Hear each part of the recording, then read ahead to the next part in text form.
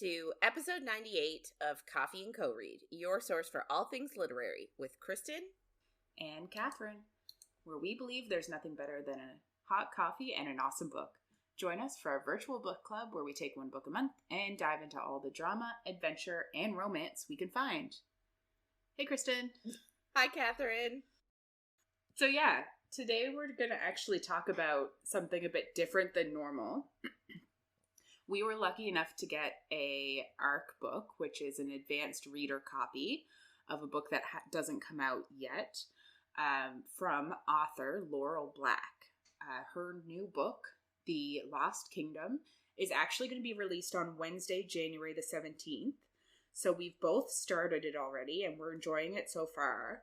But we haven't finished it, so this is kind of like not a full review, but we are both enjoying it so far. Mm-hmm. Yeah, so I think we're about, I'll say, a third of the way through. Both of us just happen to be in about the same spot. It is, it's different than I thought it would be, in a good way. And, like, when I first started reading it, it was very, like, it is fantasy. Not super romancy so far. Not sure, like, if that's gonna come into play. But, so, like, it's set in this world where there are, I'm assuming, humans. Like, I'm assuming, and they are mining this mineral that is, it counteracts magic, and there are, like, these groups of people, these, like, 8 different, they call them tribes, like, of, they call them, like, the tribal kingdoms, so they all have a different form of magic. So there are some people that, can wield, like, their magic connects them to bears. There's other ones that connect their magic to wolves. There are other ones that they have, like, super impenetrable thick skin. Like, there are magi, so there's a whole bunch of different, like, types of magical people. And then the humans are,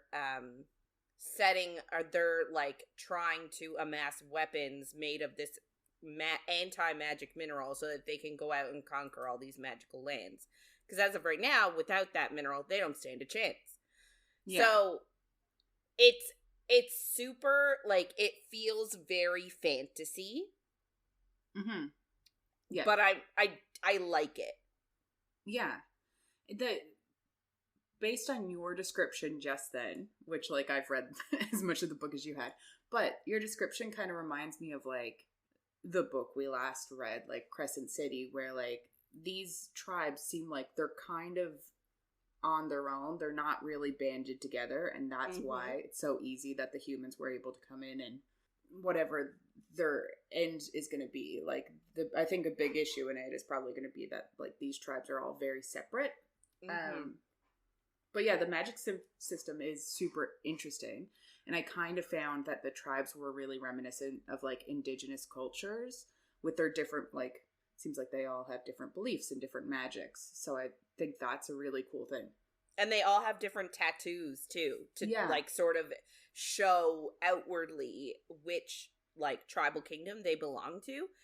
Yeah. And I think it's really interesting because you said it sort of reminds you of indigenous cultures, and, like, the whole aspect of, like, the humans wanting to, like, exterminate and extinguish all these tribal, like, it's a bit on the nose of, like, but it's true, it's a bit on the nose of not us today, but, like, of how our ancestors not that long ago came over, and that was what they tried to do to the indigenous people that lived here. They tried to wipe them out and like, integrate them into our society so that they weren't their own people anymore. So it's sort of like an allegory for, you know, for colonization. Yeah. Well, as much as we've read so far, like, we haven't. Sorry, guys. There's definitely some parallels. I took an Indigenous history course, like, not that long ago. So, like, I'm really in it right now. Oh my god, no, that's not a bad thing. I think there's good things to learn about in, obviously, Indigenous cultures, and there's lots of things that we don't know about even our ancestors past, so it is good to always be learning. Yeah. But back to this book for a second. Yes. So I guess there's two kind of main characters. There's a female main character. Her name is Raven, and she lost her memory up until the first thing she remembers is being brought into this mine. So she really doesn't know how she got there, who she was before. She doesn't know what her magic is, if she has any magic type thing. So she's assuming she does, because all the magic users have collars around their throats made from the mineral so that they can't do magic. So it kind of seems like she probably is a magic user. I would assume they wouldn't put a collar on someone if they weren't. But she doesn't know what she's doing. Right. She has no idea who she is. But we do find out, like, what sort of, like, where she comes from. But I like that she's giving us little trickles. I feel like I mentioned this last week about our, like, official book. But I feel like this author does it, too. She's giving us, like, little trickles of information. And, like, there are so many unanswered questions. And I really want to know what the answers are. Yeah. Yeah, and it's a good way to get into a system, especially one like this, where, like, there are so many different tribes and you're trying to, like, wrap your head around what each one does. But, like, they kind of trickle in, and then there's, like, reminders as you go through of what things are, which I love in a book because I can't like, it's just too much for me to remember all at once. And there's a map at the front. Yeah. Yeah, so, sorry, I suck at maps. But we love a map. And I'm always curious, like, how people come up with their maps. Like, you see it on, like, reels and TikToks of people, like, throwing rice down or, like, looking at snow melting outside and, like, using that as the base. I love it. Yeah, so the other main character we'll just get into for 1 second. His name is Jadak, I think is how it's pronounced. And he's looking for an artifact. And he has a short deadline or his fiancé will die. Ah! So that is some tension right there. And we haven't gotten to the point specifically where, like, the two characters have met, but we haven't gotten to the point where, like, they have to reluctantly work together. But it, like, feels like that's coming. Well, like, I hope it's not reluctant. Like, I hope so she is a slave in this mine. Mm-hmm.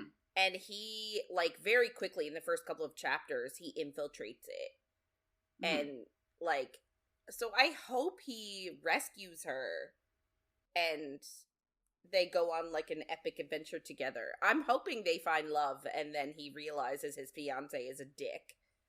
I don't think that's what's going to happen, but, like, we never know. The romance part of me really wants that to happen. And he'll realize what he had with her was true love all along, and what he had with his fiancée was, like, a pale comparison. You know what I mean? I do know what you mean.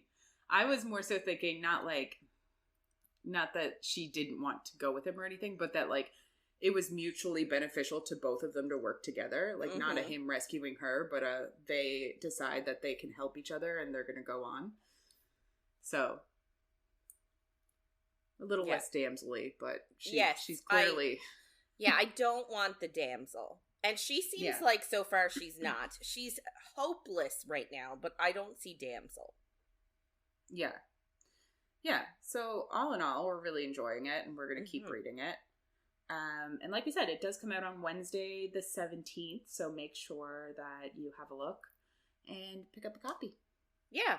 Thank you, Laurel Black, for sending us this ARZ. Yeah. So we're gonna just get into Serpent and the Wings of Night. Just a heads up, this is not a spoiler-free zone, and things might get saucy. So it's our second week, and this week we're doing chapters 14 to 27. Last week we kind of just got into everything. Our main character, Oraya, was orphaned as a child and then adopted by the Vampire King, which is odd, and apparently going to be part of his downfall, but we don't really know much about that yet, but it was in the prologue.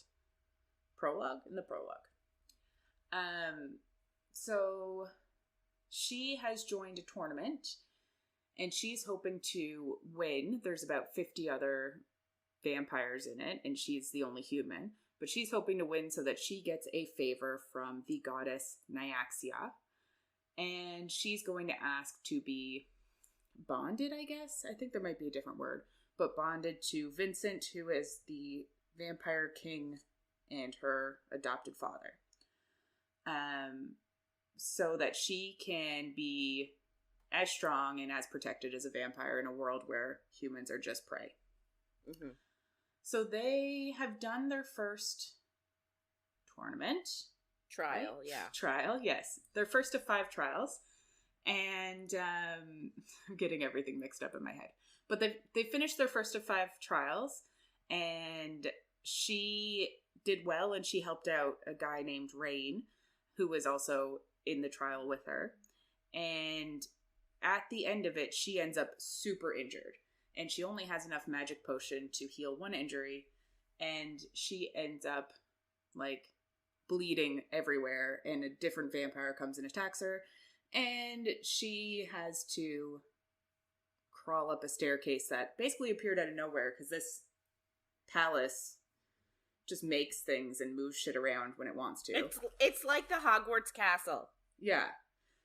So she ends up allying with this vampire Rain and his friend Misha. So they're all allies now. Back to this week. Vincent is super annoyed that Oraya chose to ally with Orisha. So she has obviously gone to go visit him, and he is not happy to hear that her ally is Rishan, because they're both from the House of Night. Yeah. He is the king of the House of Night, and Rishan are kind of like the warring bodies in their house are the Rishan and the Hayaj. Sorry, the word's not in front of me. So they're warring, and Vincent is just like against all Rishan because he assumes they're all traitors. But she's kind of like, she didn't have a choice, but she also knows she can't really get into it completely. But she does tell him that like blood is starting to get scarce in the house, and she is going to need allies to protect her while she's just in the house, let alone during trials. He's kind of like pacing and distracted, and she asks him if there's a threat from the Rishan, or if like the House of Blood is doing something, because like she can tell there's something going on outside of the trials, but he doesn't want to tell her, and they argue about it. And she ends up snapping at him and saying like she wouldn't have needed to ally with anybody if he had come and helped her. And she immediately realizes like it was the wrong thing to say, and it's like a common thing in their relationship that like she's walking on eggshells all the time around him, and she has to watch what she says. It's like quintessential like abusive partnership. Yeah. But obviously she doesn't really see it that way, because it's the only father she's ever known. But he basically is super pissed, but then she apologizes and he softens, and he's like, he would have been there if he could. And she accepts that as much of an apology as she's going to get from him, which is sad. Yeah, and she even, like, says, I don't know if she says it here, but she says that, like, Vincent never apologizes. Mm-hmm. Like, ever. Like, to even anyone. If he's wrong, he will never, ever, ever apologize. Because he is king. Yeah. And a bit of a dick, if I'm being honest. 100%. he tells her then that she needs to win, and he, like, touches her face, which makes her flinch because she's, like, so starved of affection from him, and the only time he ever touches her is when they, like, train together. Yeah. So it's super sad. But he tells her never let her allies use her. And then he gives her another vial of the potion that can heal her. And she thinks to herself that this vial is much more useful than a hug anyway. And I like that part. Like, took a picture of it and sent it to Kristen. You did. You even heart. Yeah, you texted it to me, and like it is. Yeah, it's super sad. But like, if that's how you grow up, yeah, you know, that's what she's used to. Like, yeah, we can't really talk about it, but like, I guess when somebody is nice to her, like, is there any wonder why she ends up doing? Well, ends up doing motives. What she well, yeah, but also ends up doing what she does. Like, of course she does what she does. I know you haven't gotten there yet, which is why I'm sort of being cryptic about it.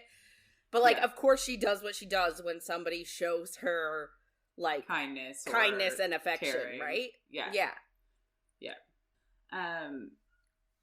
And also why, like, when people try to help her, she's like, what is in it for you? Like, why are you doing this? Yeah, she's so mistrustful. And Vincent is sort of like, he's ensured that, right? He's literally 100%. Like, her entire life, he's been like, you can't trust anybody but me. Any one of these people in this castle, they're all my subjects, but they will not hesitate to rip out your throat. Don't get close to them. Don't trust any of them. Don't talk to any of them. Blah, blah, blah. Like, she's not even allowed to, like, explore the castle without him because he's like, you will die. Everyone will want to kill you. Like, stay away. Yeah. Like, he has bred so much mistrust in her that, like, of course she's not going to trust any other living soul.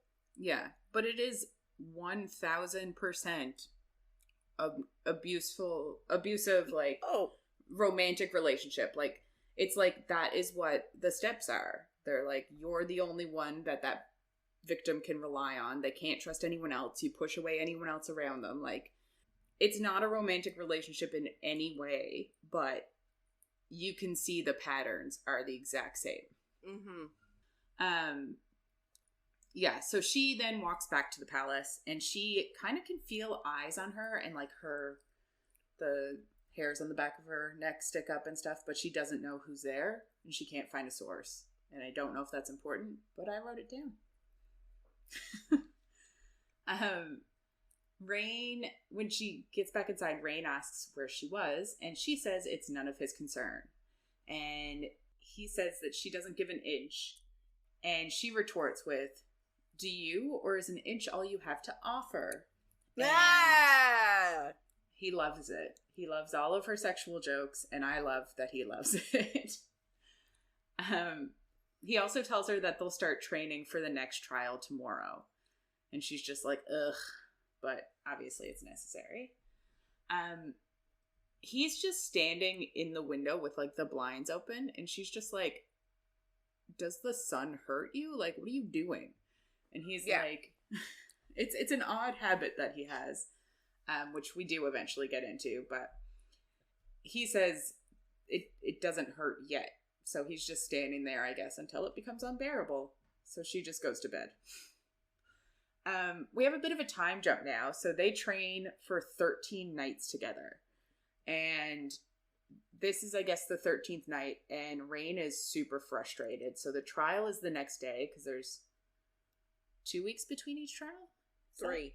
I thought there was 3 too. I don't know where the last week went, but that's fine. Well, maybe them, like, healing and getting over the first one. Oh, true. I guess she was healing for a while. Yeah. Yeah. So they're trying to train together because they're trying to learn to work together. But her priorities are, like, clashing with each other, so she can't really be a good ally. Because her priorities are to be a good ally and live, but also protect herself and hide her advantages and, like, her weaknesses so that he can't exploit them. So she's, like, falling flat as an ally. Yeah. And also I feel like too, so like they're trying to fight with each other, like not fight against each other. They're trying to like train to like learn each other's movements and stuff. But like that's also hard to do when if he's doing a move, anything that gets remotely close to her, like she then retreats. So like she's all constantly worried about guarding her back and guarding herself against him just for the fact of she doesn't trust him not to eat her. Yeah. 100%, which is like, obviously it's going to be hard to be an ally if you're afraid of your partner. Right. So like they're not playing off of each other because she is training and like trying to fight like on the offense while constantly defending herself against him too. So it's like she's watching him for threats, so she can't fully engage in the training. Yeah, you really need to trust somebody. But the other part of it is too, and she does point it out, is that like when Rain and Misha fight as a team, she just leads. She just follows him, and he's the leader. And Oraya is used to fighting by herself, and she's not one to just follow. So like they're also butting heads on that front too, which I don't think he really took into account. But he's super frustrated at this point, and he starts to crowd her and like walk towards her, and she ends up like cornered against a wall, and he realizes that this is all because she's afraid of him. Yes. And, which, we all knew, but he really didn't think that was the case. Misha's there, and she tries to stop the whole situation, but he just keeps crowding her, and Oraya puts her hand up to stop him, and white-blue magic, like, explodes, and, like, he flies out the window from the magic, not with his wings. But she shatters the window with her magic, and he just ends up falling out the window. I love it. It is really funny.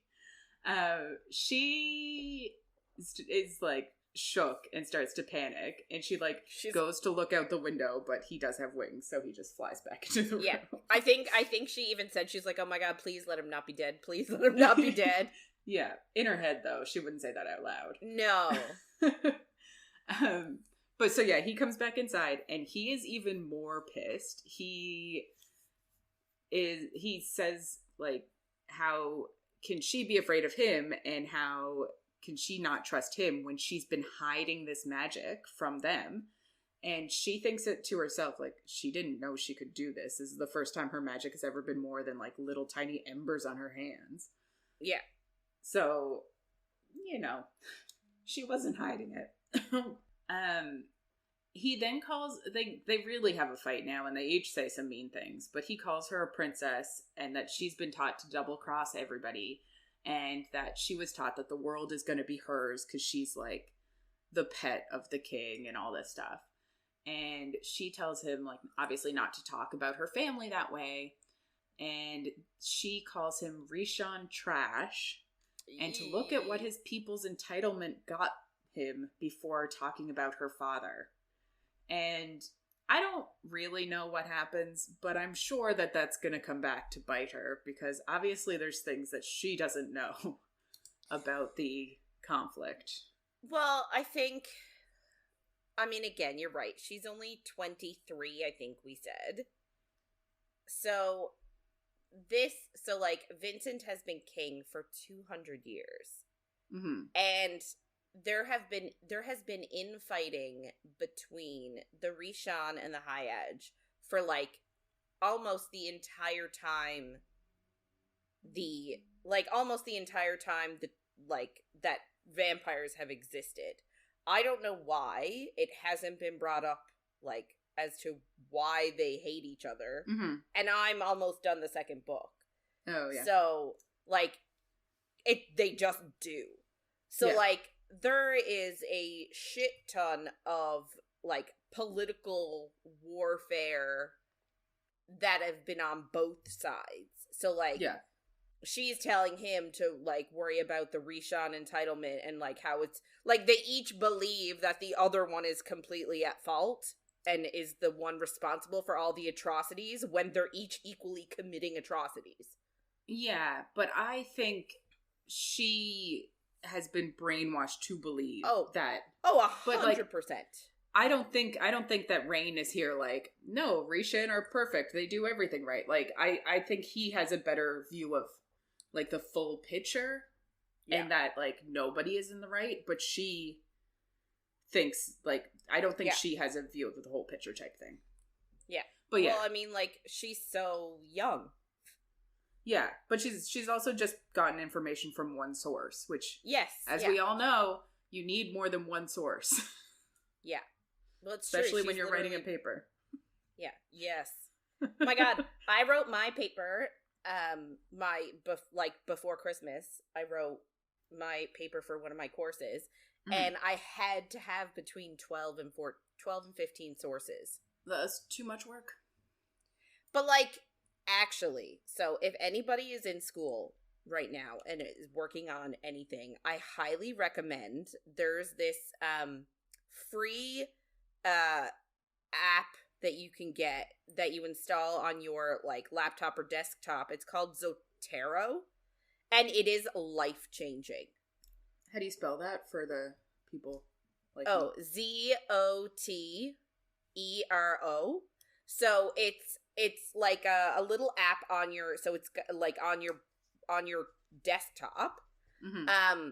And then it's also an extension, like a little Chrome extension. Yeah. And so anytime you are looking at a source, whether that's like a journal article or like a website or anything like that, you just click the little extension and you click Zotero, and it automatically saves it to the like the actual app. Mm-hmm. Or the program, I guess, the program that's like you've installed on your computer. Then when you open it up, when you open the program up on your computer, it automatically tags all the subjects, like everything that article was about, mm-hmm. saves where you found it, and automatically makes a bibliography, like, for you. Like, it automatically turns it into how you need to format it, whether that's APA or MLA or, like, you know, whatever. And it automatically does it for you. And then once you get more in, it categorizes them all into, like, alphabetical order. And you can take notes and, like, write a note in the margins for something. And, like, sometimes it will give you, like, a synopsis of what it's about. Like, it's so helpful. That's awesome. It's free.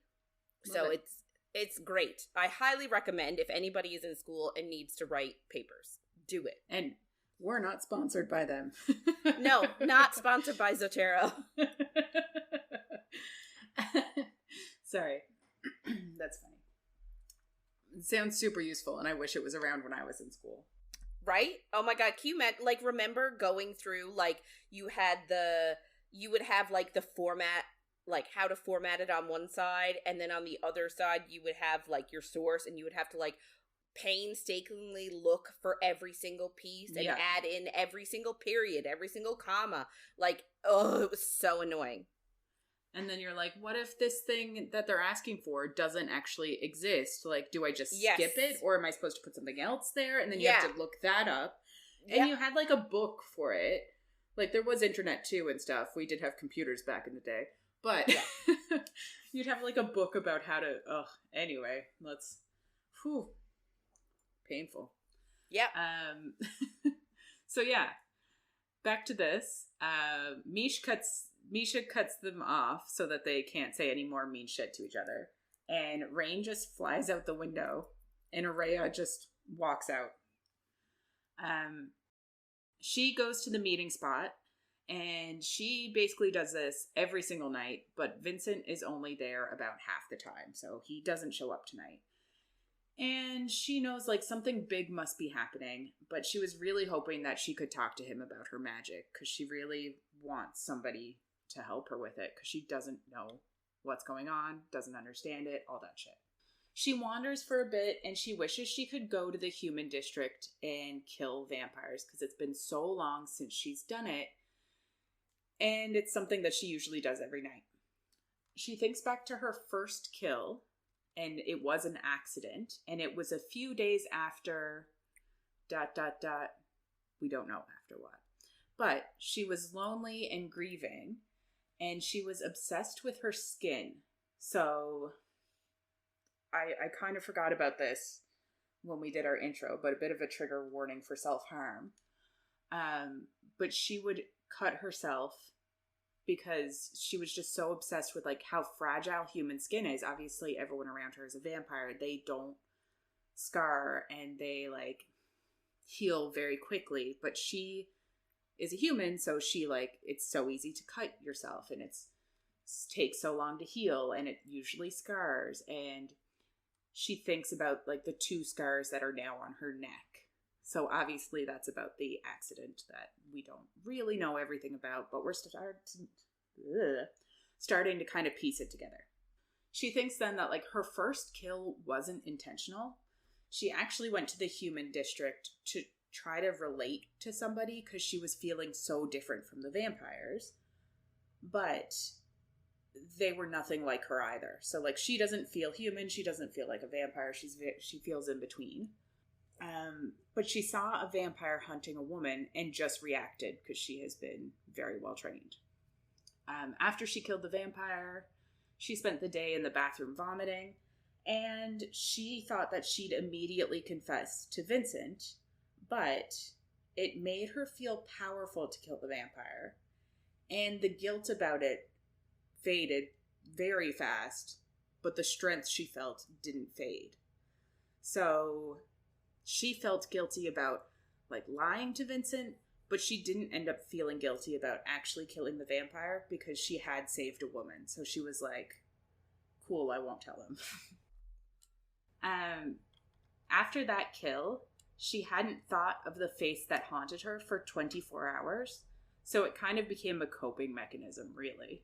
Yeah. And she's like, it's almost like an addict the way she's like, I haven't done it in like so long. It's the longest I've gone without it. Like the way she speaks about it, it's sort of like an addicting thing for her. Yeah. Yeah, definitely. So she is still walking around. She didn't really have enough time to get to the human district, so she's just near the Moon Palace. She ends up near like a river bend, and she thinks of like how beautiful it looked from her window in the palace. Like the OG palace, not the Moon Palace. But being there, it just smells like piss. And it's another moment of like, she's up to now has seen like the idealistic views of everything. Yeah. And now it's starting to kind of crumble. And I think this is kind of like a representation of like what's going to happen. Well, like, yeah. And it's sort of representing how her idealistic view of the city is not reality. And how like there are problems. And like maybe Vincent is not the amazing king that he makes out to be because he's letting parts of his city like crumble, like go by the wayside. She actually sees a stranger smoking, and the smell reminds her of Elena, so she asks for one. And when she goes over, he actually recognizes her and says that he had a lot of bets hinged on her, and she apologizes, but he says that she can keep all the cigarillos I guess he had in the box because she more than earned them. And like, I guess he actually bet on her to win. Yeah. So that's nice because Rain had just said that everyone was like, you're going to die first. So it's nice that somebody had her back. And he just says good luck. So she goes back. Can I be honest and say at this moment when I read this, I was like, is he the love interest? Oh. Like, because like she said like he was a handsome man like standing and like just how cryptic he was being, like how he bet on her. It reminded me of like a Reese moment, and I was like, he bet on her. Yeah. So I was like, maybe he's like, maybe there's gonna be a triangle. Yeah. I don't like. So yeah, I was so confused at this moment. Yeah. I didn't really think it. I was kind of like, don't go up to strangers. What the fuck are you doing? He's going to attack you. But I get it. She goes back to the apartment then, and Rain isn't back yet, and she kind of feels a bit ashamed because she just like stormed out, and Misha is still there like cleaning up the pieces of broken window. You're like, it was a pretty dick move to just like leave, break a window and then leave. Yeah, like maybe Rain should have also helped, but I'm like, I don't think Misha had a window. Yeah, I don't think it's Misha's fault or her problem to deal with, but she's a good person. They sit at the table, and Misha's drinking some blood, and Oraya asks if she's cool with her smoking, and she's like, yeah, life is short. And she's like, that's such a weird thing for a vampire to say, because their lives are not short. Like, you're kind of getting these hints, and you're like, just put it together, but no. So they're sitting together, and Oraya asks Misha why she's with Rain. And Misha's immediately like, whoa, we're not together. Like, don't think that. And Oraya kind of already figured that out. Because she had thought, like, at the beginning, she thought they might be, but then she realized, like, they're in different rooms and all that stuff. But she immediately thinks that, like, Rain is likely great at sex. And then she's like, whoa. Wait, don't think about that. Can't go there. Like, cuts it off. And I'm like, no, keep thinking about that. I want more. Mish tells her, though, that Rain is her best friend. He's trustworthy and loyal. And she was alone before she had him. And he's, like, completely in her corner. And he would kill for her. And she just, like, really, she just loves him so much. But she says he knows how to love. Or at least... ... And I'm like, what are all these ... But obviously something happened, and he's sad too. But then she just cuts that thought off and says, and he's a good cook. I'm like, that's good. Like a good cook. Yeah. She also just says, like, the way he was acting today wasn't him. And she kind of implies, like, his heart was broken and hasn't fully healed. So, interesting. Then I have thoughts. Yeah. And I can't talk about them yet, but I have them. That's fair. Sorry. I feel like, is there more, like, I feel like you're almost done the second book and you still have questions, and I'm like, I don't understand what's happening. I don't... Does it all wrap up in the second book? Is it starting to wrap up? Well, all new things have been introduced. So, like, yes, for the most part, it is wrapping up. Yeah, like, I think it's gonna go in a completely different direction than you think it will. Yeah.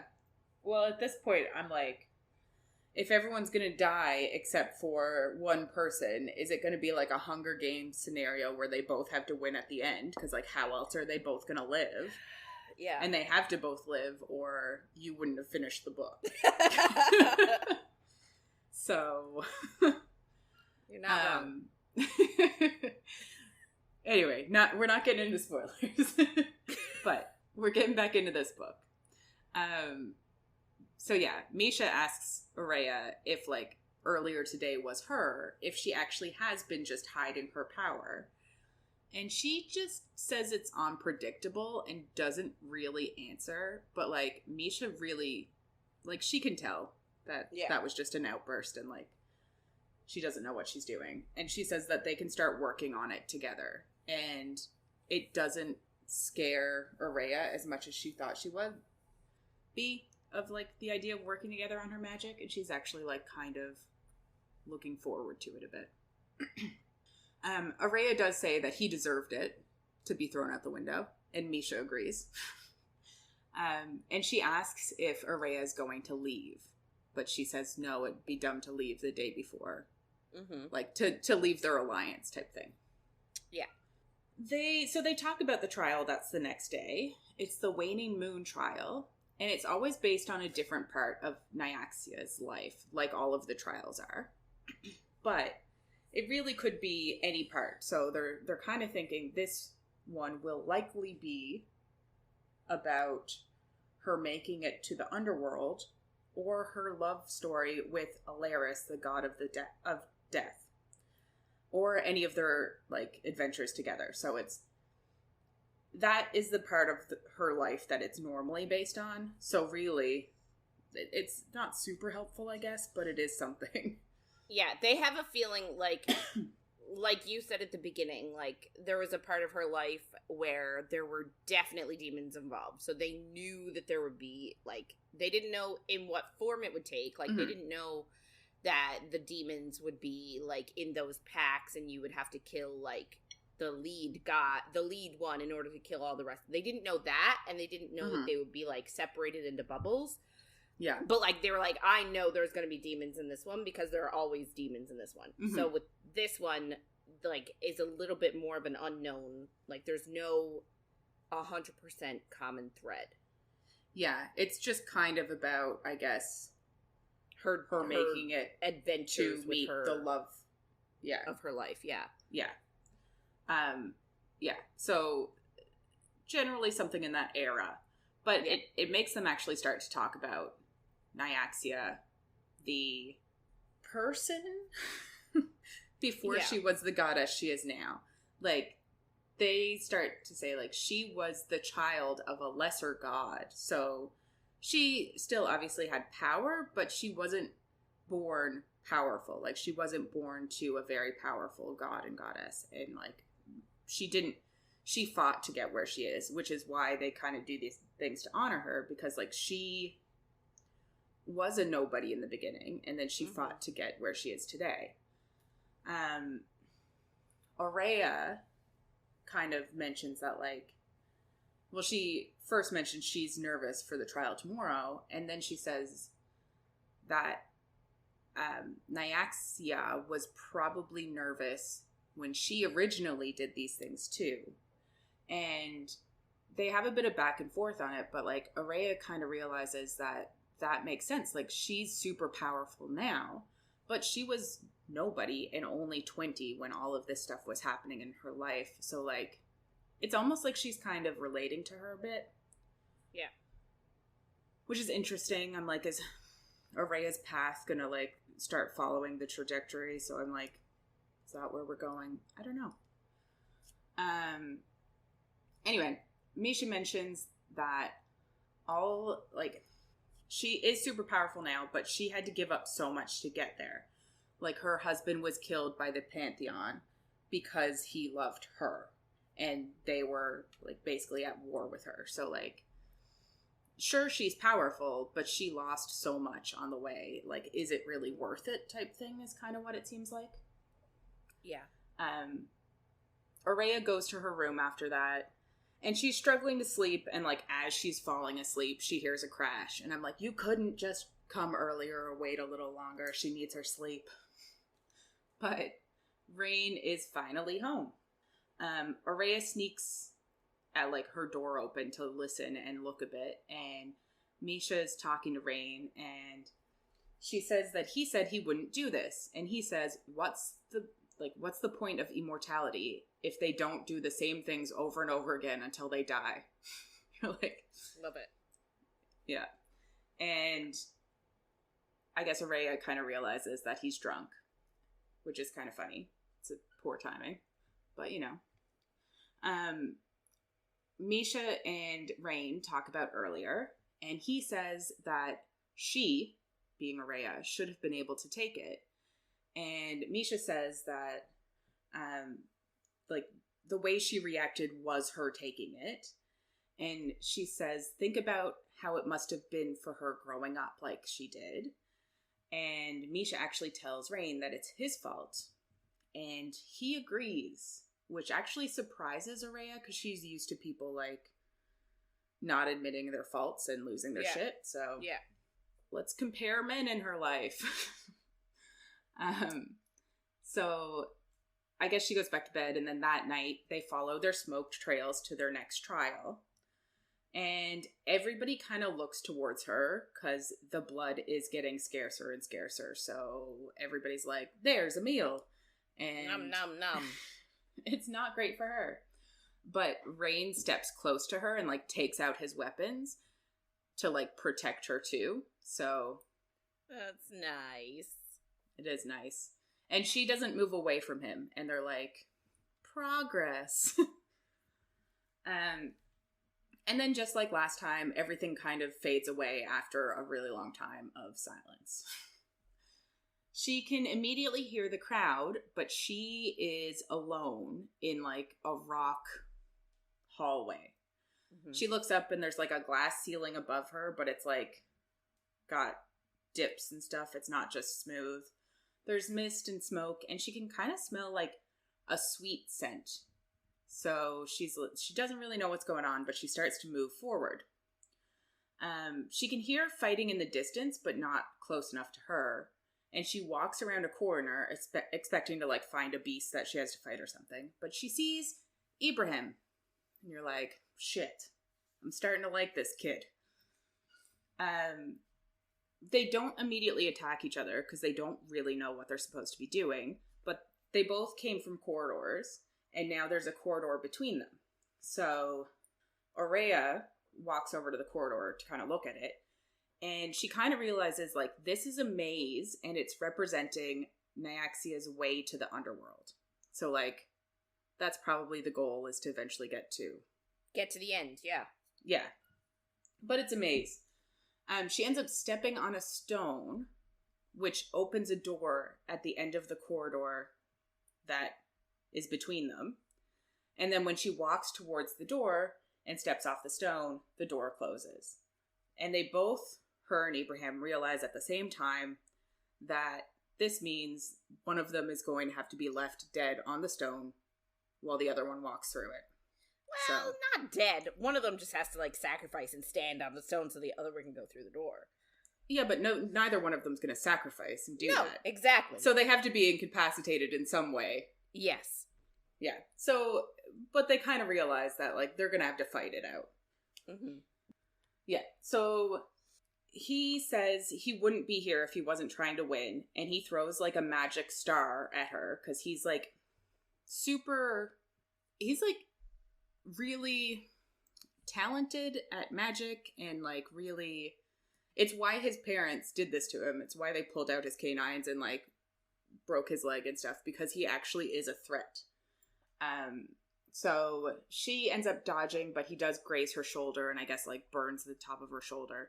But she goes into her corridor because she knows that he's going to have to come for her. So she's like, if she waits, she'll get the upper hand. So that's what she does. And when he comes around the corner, she leaps on him and she cuts his forearm, and the poison starts to like scorch him. So they grapple on the ground and she gets like a bunch of little cuts in. But then he pins her to the ground and he grabs her right hand and like pulls it over her head. And I thought that she heard a crack at that point, but like it doesn't seem to bother her the rest of it. But I was like, oh shit, he broke her shoulder. But I don't think he did. Who knows? She hears cracks a lot.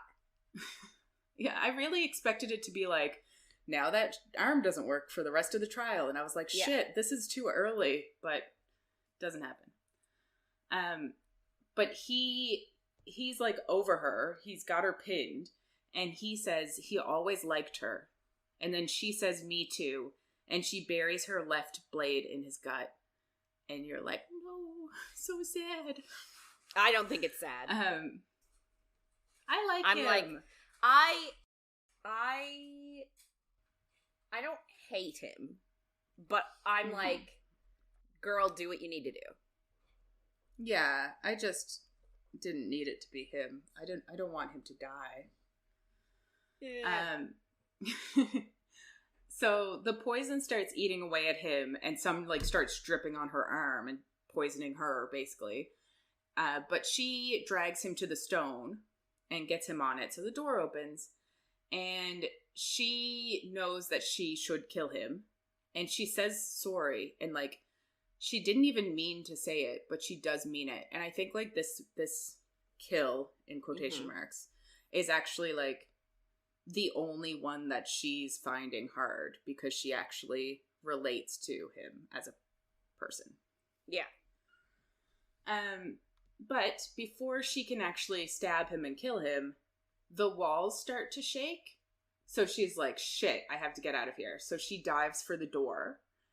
And she realizes that the walls are actually moving. So this is maze.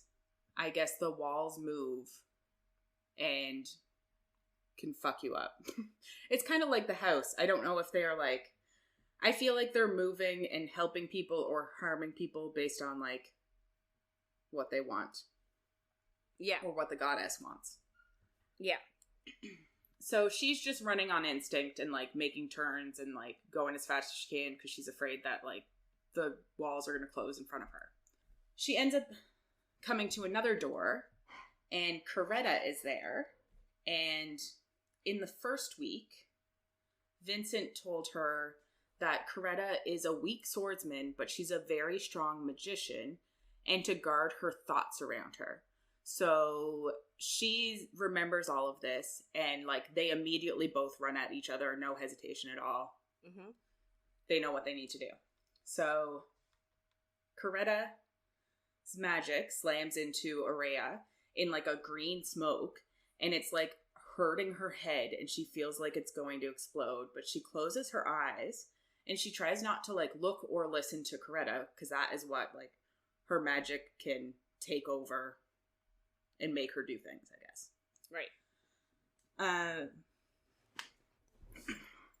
So it's actually shadow magic, and Oraya kind of thinks then, like, shadow magic opens a pathway so she can push her will into Carissa, and she can tell that Carissa is actually injured and super desperate. So, like, she was able to figure that out. So Oraya lets her think that her magic is winning. She, like, opens her eyes, and because that's what Carissa is telling her to do. And she is almost overtaken by the magic, but she, like, overpowers it with her will and stabs Carissa in the throat and then drags her onto the stone. Door 2. Yeah, it makes you wonder how she is, like, Oraya, how she's as good as she is at overcoming, like, mind magic. Because this is not the first instance that we see of her just straight using her will to overpower magic against somebody. Yeah. And, like, it's impressive. I wonder if there's a reason. Yeah. I guess, like, it could just be the goddess's influence, but it almost feels like there's something more to her. Yeah. Yeah. Interesting. So yeah, she has opened her second door. So she goes through that door, and the scent that she smelled earlier is stronger, and there's actually, like, fields of poppies everywhere, and poppies are the flower of the dead. So she realizes, like, this must be a representation of the underworld. So she runs towards the sound of fighting, because she's like, that's where I should be. Yeah. Where everyone else is probably near the end. And on her way, she sees a human body in a white robe, just, like, dead, lying on the ground. And she hears strange cries as she keeps running, and she's confused because she's like, why are there humans here? Like, it doesn't really make sense. She ends up in a new poppy field, and she sees another human in a white robe, and then a child kneeling next to that body and crying. And she realizes, like, this is why nobody is going after her, because there is blood in here, because there are humans in here. Otherwise, like, they'd probably be super thirsty like they were at the beginning and go after her just to eat her. Yeah. But she also realizes that, like, these humans are here as decorations, and they're playing the part of the souls that occupy the underworld. But the child is a surprise to her because, like, children don't live in the main part of the city, and obviously children don't volunteer to be fed on by vampires. So, like, Alana was in the Moon Palace and died, and it was unfortunate, But she had volunteered to feed vampires, and it was kind of like eventually going to be inevitable that that would be how she died. But obviously children don't sign up for that. Yeah. Yeah.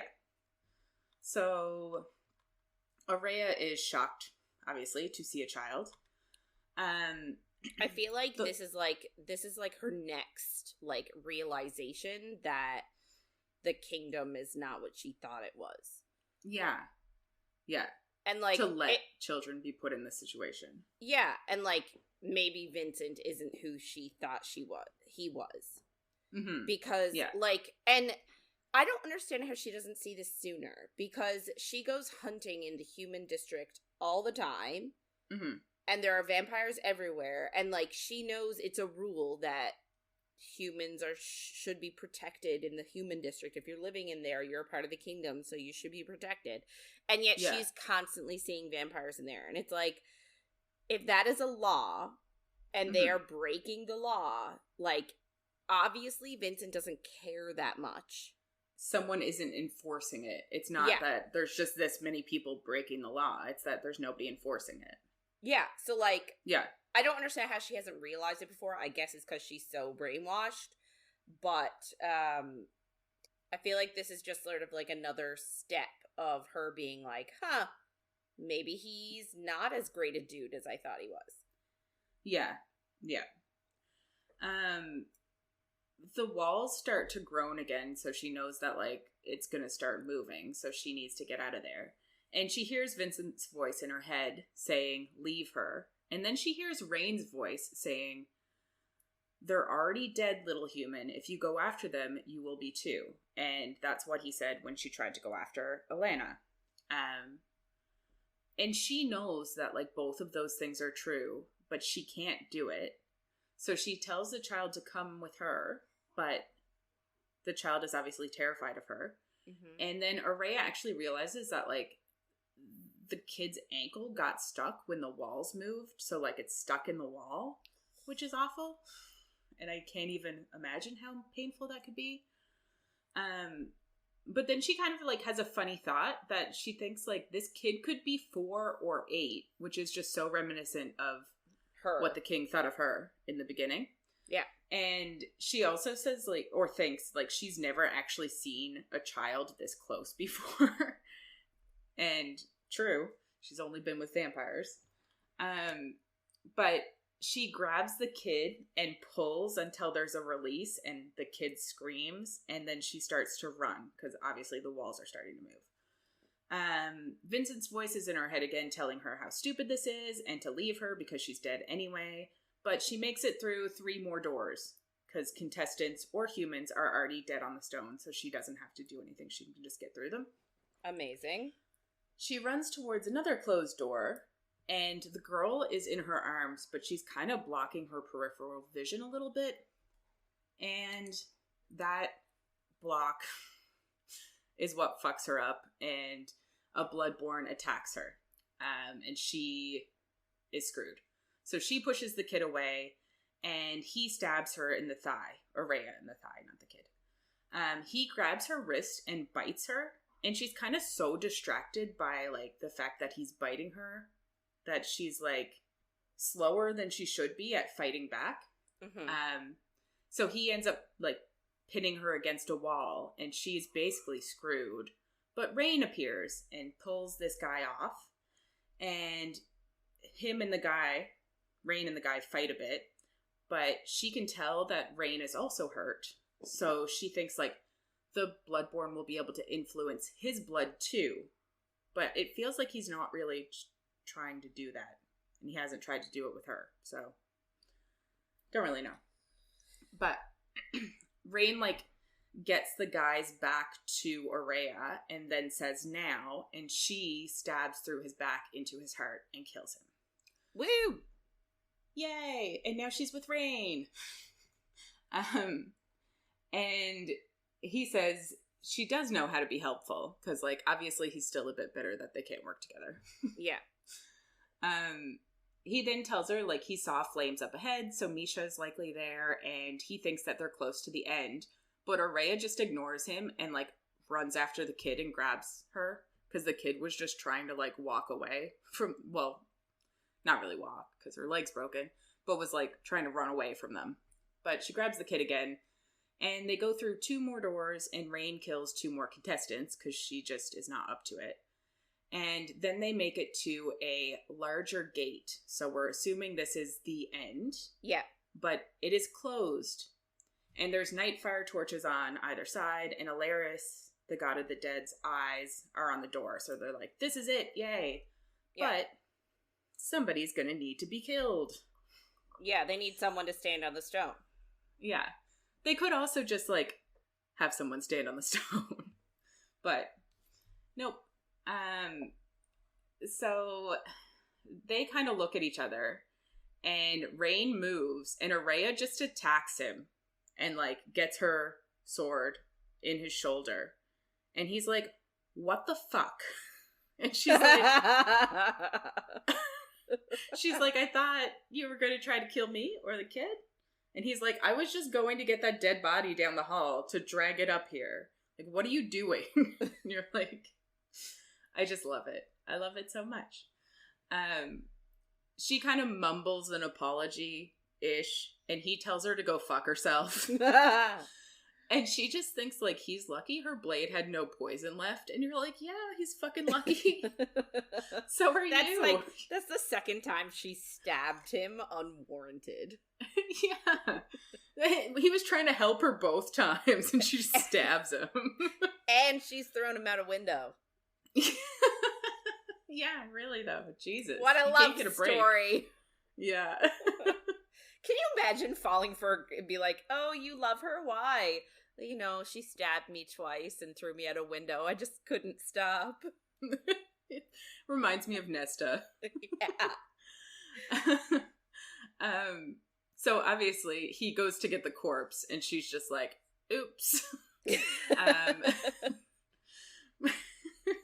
But then a wave of all-consuming pain hits her, and Angelica attacks her. And we're like, of course, we knew this was coming. Angelica was always going to be an issue. The child actually goes rigid too. So, like, Angelica's using blood magic on Oraya and the kid too. And it's not great. So they both fall to the ground, Oraya and the kid. And she kind of pushes the kid away. Angelica then, like, starts to choke Oraya. And she tries to reach for her magic, but nothing happens, like usual. And then, I guess, she falls because Angelica hits her in the side with a dagger. Yeah. Missed that part. But it's important, because when she's on the ground being choked out, she pulls the dagger out of her side and stabs Angelica with it. You're like, Jesus. This is amazing. Yeah, it's great, but I'm like, God damn. And then Angelica slams Oraya's head into the floor, and everything goes white and then black. And then Rain pulls Angelica off of her. You're like, Jesus.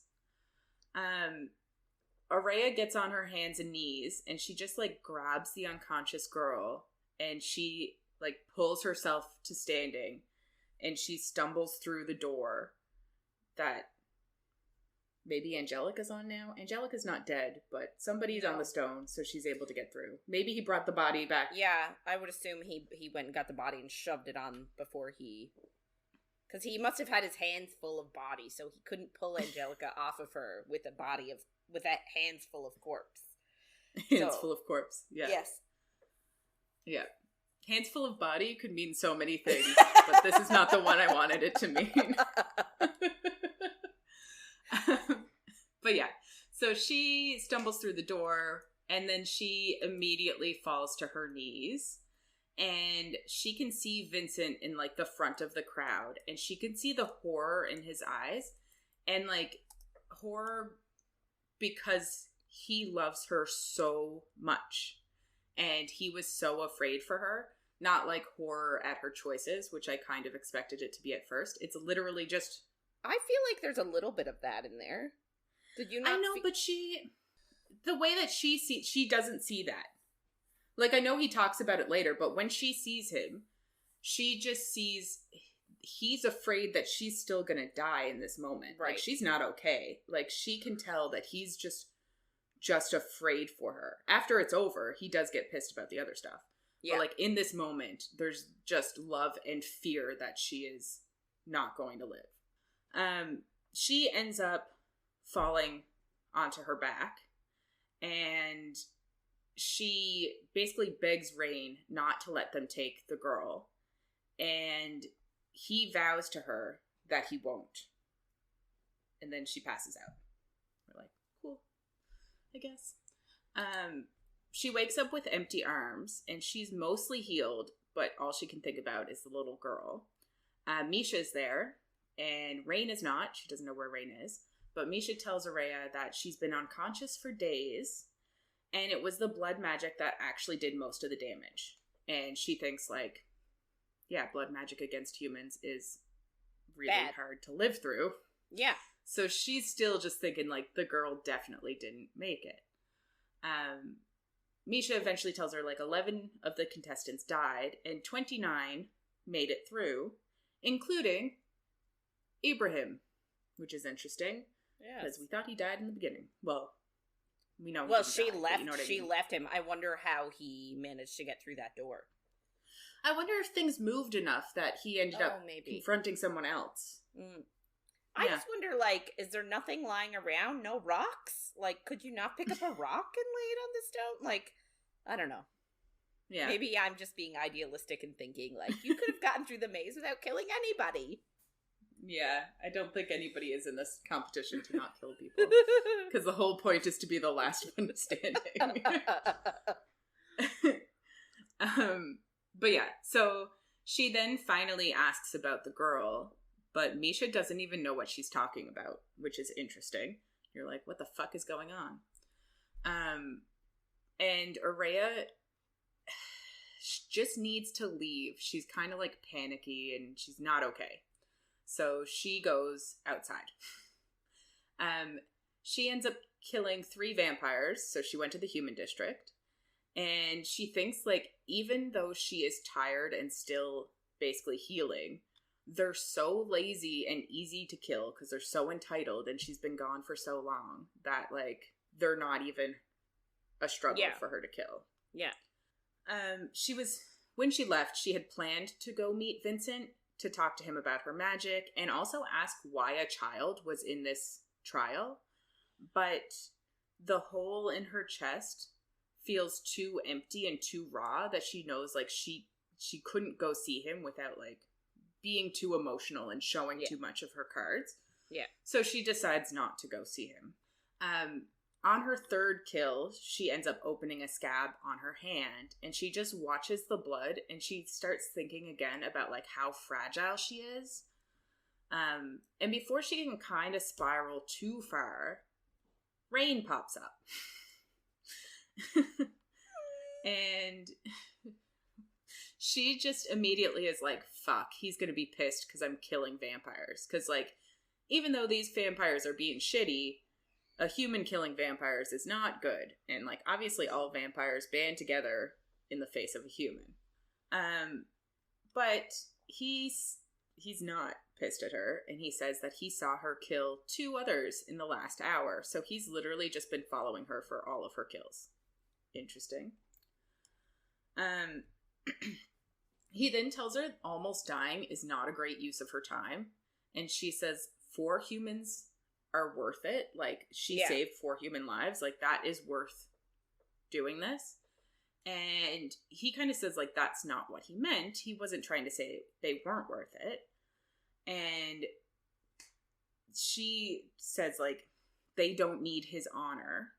But he says she's doing an important service. And it's kind of like a shock to her. Because, like, obviously she expected him to be like, all vampires. Yeah. Like, can't hurt any. Humans are prey. This is the natural order of things. Like, they're gonna die anyway. Like, I feel like that's, like, the rehearsed answer. Yeah, exactly. So she asks about the girl then, and he tells her to come with him. So they go across town, and they have to walk, and it takes, like, half an hour to get there, because she doesn't want to fly with him. And, the part of town they're in is a part that I don't think she's been in before. No. Because she kind of says, like, it feels different to her. It's more warm, even though it's still kind of run down. Like, it's a bit nicer. It kind of feels like there's hope there. Some people have gardens and stuff. It's just interesting. But he brings her to a building and tells her to, like, look in the window. And she's kind of reluctant, but she does sit next to him. And she looks, and she can see the girl. And he says, like, he specifically found a good, I guess, home for the child. And it's basically a place where it's an orphanage. It's where kids go when they don't have any parents. Family. And he said, like, they'll look for her family here. And she says, like, that's a fairy tale. Her family is dead.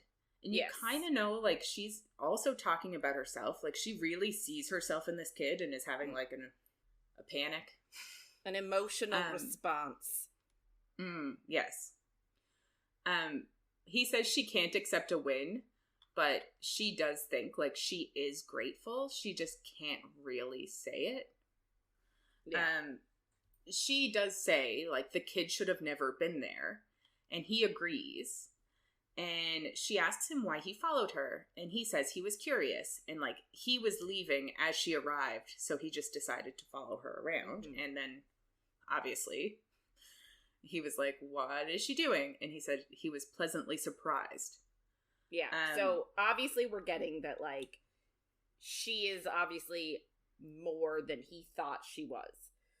Like, yeah, she's more than just a pampered princess. Yeah, he thought she was, like you said, a pampered princess, like Vincent's royal pet, like, didn't do anything of value, and now he's seeing her, like, defending humans and, like, fighting injustices and stuff like that. So I think he's impressed. Yeah. She asks him why he would care about humans, because, like, that's not something that vampires normally do. And he says it isn't so weird since he was one. And she's shocked that he was a changed vampire and that he was once human. And you're like, you could kind of read between the lines before this point. Like, he had scars and he looked different, like, you know.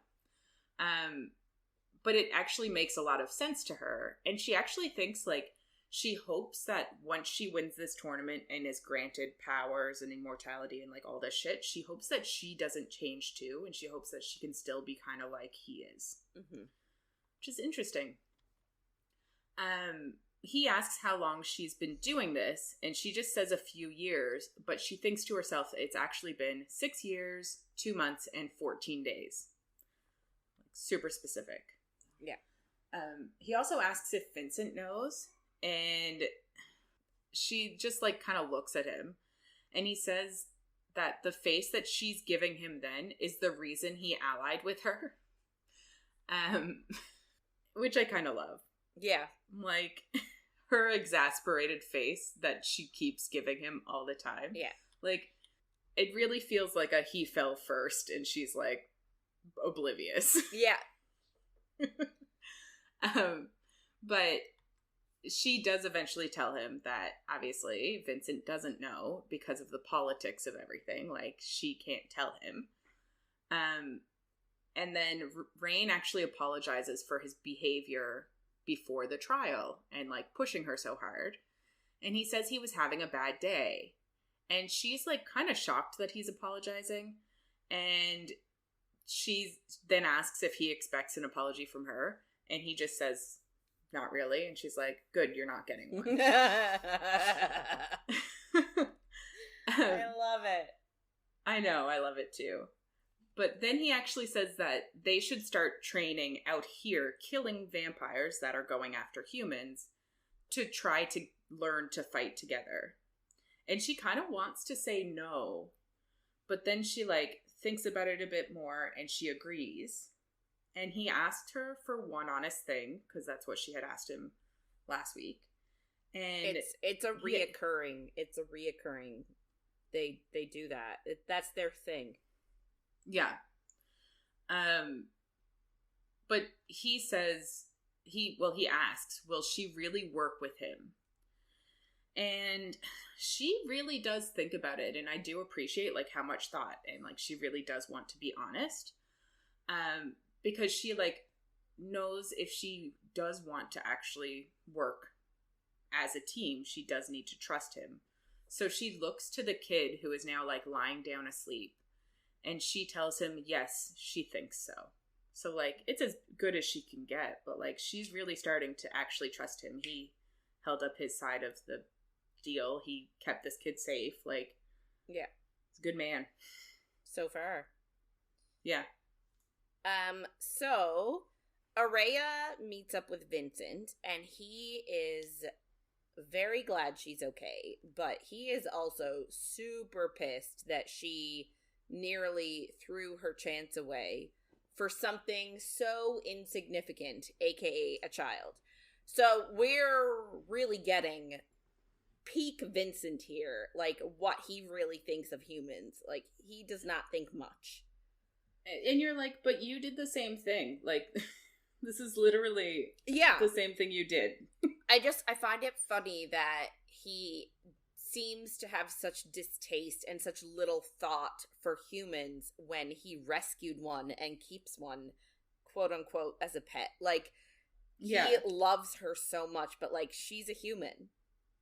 Mm-hmm. So, like, why doesn't he extend the same courtesy to other humans? Yeah, it's weird. Yeah. And it just makes you think, like, is there something else to her that we don't know? Like, yeah. Why did he choose her if he's like this in real life? Yeah. It's 100%. Interesting. So Oraya knows that, like, if she has an outburst, like, it won't do anything. So she needs to stay calm and in check of her emotions. So she asks him calmly, like, why were humans involved in the trial? And he tries to, like, spout some bullshit to her about how, like, the trials are not under his jurisdiction. He has no say in what happens. Mm-hmm. And she's like, that's not really true. Like, you don't come up with the trials, and you don't put them into plan. Like, he doesn't plan them, and he doesn't have to, like, figure out how to make them work. Mm-hmm. But it is completely his jurisdiction. Well, and I think, like, her point, too, is, like, the welfare of humans is his jurisdiction. Yeah. So, like... Yeah, like, they live in his kingdom, and she was like, there are protections in place for them. Yeah. So, like, they should not have been there. Mm-hmm. And again, he spouts, like, some bullshit about how all of their lives, both vampire and humans, belong to Nyaxia to do what she wants. So she wanted them in there, so they were in there.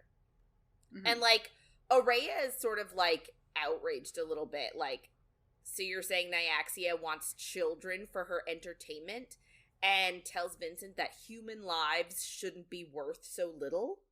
Mm-hmm. But his response is that all of their lives are cheap and that we all die for something. And she's thinking to herself, like, that's true, but, like, I'm choosing to go into this and potentially die. Like, yeah, I might die in here, but it's dying for something I believe in and something I want. The humans had no choice to go in there. Yeah.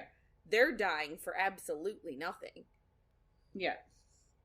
And she tells him, she was like, dude, that could have been me. Like, why are you not more upset about this? Like, if my situation was different, that absolutely could have been me. If you hadn't rescued me. And he gets really pissed and protective and says it never would have been her because she isn't like them. And essentially he tells her that if she wants to change the world, then she has to climb her cage and break its bars. Essentially he's saying if you want to change the world, you need to win the Kajari and become a vampire so that you have power. Yeah, it's interesting though that he's like, climb your cage, because you're like... The cage you've made. He knows that... Yeah, really though. It's like interesting imagery for him to invoke when he's literally the one who holds the key to the cage. Yeah. Anyway, and like he has some thoughts about power. Like he thinks that like you can't do anything without power. Like he's very power hungry, and we learn a little bit more about his backstory, and he is like very brutal. And she sort of like agrees with him because she's like, this is useless. I'm not gonna get through to him. So she's like, okay, fine. But then she tells him, because she hasn't had a chance to talk to him since her little magic outburst with shoving Rain through the window. And he just he tries to, like, just wave it off and be like, well, your body just, like, maybe knows that you need the magic now because you're in danger. And, like, maybe because you offered your blood to Nyaxia to, like, join the competition, she has given you more magic. But, like, you still need to train and use the magic and don't back down, and, like, you have to conquer. And, like, he's just, like, repeating sort of the same mantra to her over and over again that she's heard her whole life. And she just goes back to, like, yeah, I know. Like, yeah, she's heard it all a million times before. It's not super helpful, really. No, it's not super helpful. And, like, he's not offering her any answers. Like, maybe, like, the goddess gave you more power because you're in the competition. Like, give me a fucking break. Yeah. Anyway. I also think that he just doesn't believe that her power is as much as she says, like... And I don't know how exactly she explains that she probably doesn't say... She says she doesn't bring up Rain when she talks about it, so, like, she obviously isn't saying, Rain pissed me off and I exploded him out a window with light. Like, she's not going to say that. No, you're right. So I don't know how... She explained it somehow, but, yeah. Yeah. Anyway, so she finishes up her meeting, she goes back to her room, and Rain is standing in the window again in the dawn, so, like, it's just the beginning of day. And she asks why he does that, because it must hurt him, but he does it anyways. But he doesn't give her an answer. He just tells her to rest up for their training tomorrow. And you're like, it's not rocket science here. Like, you can kind of deduce why he's doing it. Well, like, he used to be human. He used to be able to stand in the sun. Yeah, I know. I just don't understand why she's like, I don't understand why you're doing this. And it's like, but it's just logic. It's just logical. Yeah. So we have a little interlude here of Oraya when she is 16, and she is starting to notice the beauty in vampires, like, in a sexual way, like a romantic way. And she meets a vampire boy. Apparently he had just been turned and was out of place, but, like, living in the castle. And so he was lonely because turned vampires are not thought of highly. Like, they are, like, it's born, like, you are a born vampire first, and then it's turned vampires, and then it's humans. So, like, turned vampires are not thought of, like, amazingly. So he was lonely because the vampires didn't accept him, and he felt out of place. She was also lonely. So they started, like, having a relationship. And she said that he was her first kiss. And she was naive because she didn't see the claws he had waiting. So we're getting a little bit more into her history. Yeah. I will say. So we do a little, like, it's not a training montage, but we skip a week. But Oraya and Rain are training every night. They go to the human districts and kill the vampires. And Oraya thought that her and Rain were actually a good team. So, like she said, at first they kept getting into each other's way while they were hunting, but they've managed to learn each other's rhythms. And she sees that in his fighting style, he uses his size and strength, but also his magic, which makes her appreciate, like, the calculated and strategic way he fights. So, like, he acts like he's going to exclusively use his size and strength and fight like a brute, but he's secretly using, like, a lot more strategy and finesse. And she asks him if he does that on purpose. Like, she was like, is that, like, a conscious thing for you? And he just avoids the question and turns... I love it. I know. Like, he's not telling her anything. But then he turns it back on her and says, like, did you purposefully, like, throw me out that window with your magic? And she doesn't want to answer, but he's like, it's okay. I know you didn't do it on purpose. And she, like, And he's like, I know that you didn't know that you could do that. And she's, like, shocked and realizes, like, he's been studying and watching her the same amount that she's been studying and watching him. So, like, obvious love interest here. Like, come on. Yeah. Yeah. So they find, like, a groove of fighting styles. But she said she's still struggling with her and Misha to figure out her magic. Mm-hmm. So Misha is telling her to, like, open her heart and not be afraid of the magic. But Oraya, like, can't/won't. Yeah. And when she does manage to, like, meet up with Vincent and, like, she's talking about her magic training, he's telling her to do the opposite of Misha. To focus. And she can tell, though, that when she does meet up with him, like, he's getting more distracted and distant. Like, she can tell that something is happening, but he won't share it with her. He's like, you just need to focus on, like, on the Kajari. Like, don't worry about what's happening outside. Just focus on the Kajari. He doesn't want to tell her anything. Mm-hmm. So she focuses on training. And after a week or so with Rain, they start taking Misha with them and fighting as a group of 3 because there are 3 of them are allies. And apparently they're doing a great job. And Araya's sort of even starting to like it. So, like, she's finally starting to, like, trust other vampires. Wild. I know. So they're out in the human district one night, and it's super slow. There are not many vampires out to kill tonight, because, like, they've sort of made a reputation for, like, killing, so they're not out hunting as much. Mm-hmm. There's finally someone enforcing the rules, so yes. people aren't breaking them. Yes. Imagine if the powers that be did that. Yeah. So, essentially, they're, like, out in the human district, and it's slow, and, like, they can't find anybody to kill, so Rain's like, let's go for a drink. And he has a thing about really liking, like, gross beer. Yeah. And he's like, let's go to a pub. And she's like, wait, what? Like, a pub? And he is sort of, like, shocked that she's been coming to the human district for years, but she's never interacted with a human. And, like, we got that last week. Like, the humans looked at her and sort of made eye contact with her after she killed that vampire. And she was just like, and, like, moonwalked away. Yeah, like, hard nope. Get the fuck away from me. Yeah. So she, like, doesn't want to go into a pub.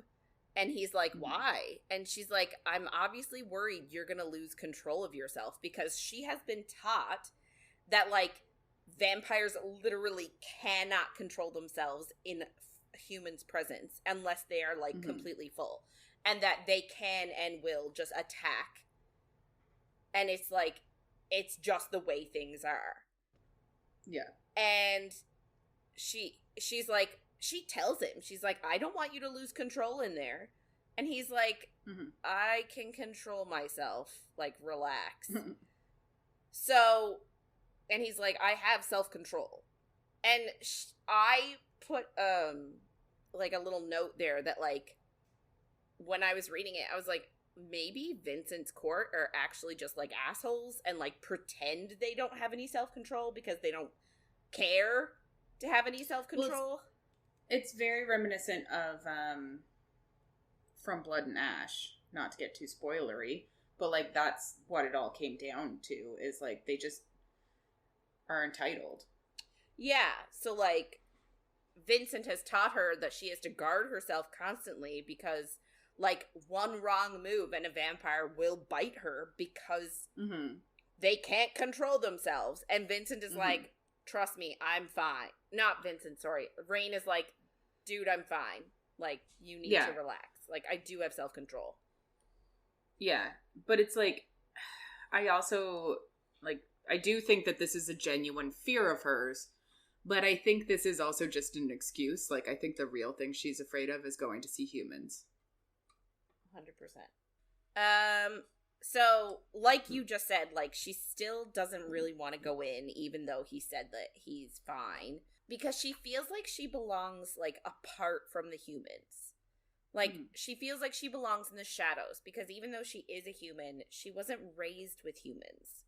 So, like, she doesn't quite feel human. She doesn't quite feel vampire. She's, like, stuck in the shadows in between them both. And she's also sort of afraid of how they'll look at her because of who she is and the fact that she has grown up with vampires. She's almost like afraid that they'll see her as one of them, or that she's like sold humans out. But she also like is sort of ashamed to be human, and like I feel like that just comes from growing up the way she grew up, and like Vincent being like, you're gonna join the Kajari, and you're gonna ask to be powerful because humans are like, just, he's very dismissive of them. So like, obviously it makes her feel like it's shameful to be one, like to be the prey in this predator-prey situation. But anyway, so Rain does manage to convince her to go in. So they go in. And she's like, Rain is absolutely going to be noticed because he's a vampire. But, like, and she's like, you know, they have a way about them. You can tell when someone's a vampire because of, like, they act like predators. Like, the way they move. Like, they have this, like, preternatural stillness on their faces. And, like, you know, they just have a way about them. But she says that, like, as they go in, everything about him changes. Like, he changes his posture and the way he presents himself. Like, he holds himself differently. He's got, like, movement. He, like, purposely has movement on his face. And, like, she was like, he actually does look human. And I just wrote, like, I'm assuming he uses magic to hide his wings. Like, that he can. Yeah, I think, like, his wings don't have to be out. A la Rysand. Yes. Yeah. Literally, whenever I type Rain? their species, sorry, I don't know what it's species. Their species, I'm like, Rysand. Rysand. And then I'm like, that is wrong. Stop it. So, it's just funny you say that, because every time I was typing Rain's name, so Rain's name is not R-A-I-N, like Rain, it's R-A-I-H-N. So, from last month, we were doing Crescent City, so I was writing Rune a lot, which is R-U-H-N. Oh. So, I found myself automatically sometimes typing Rune, and having to, like, backtrack and be like, no, it's Rain, it's not Rune. Funny. I love it. Anyway, so they go into the pub, find somewhere to sit, and, like, Oraya is amazed that the human beings are so loud and boisterous and emotional. Because, like, she says that with vampires, like, all of their emotions are muted.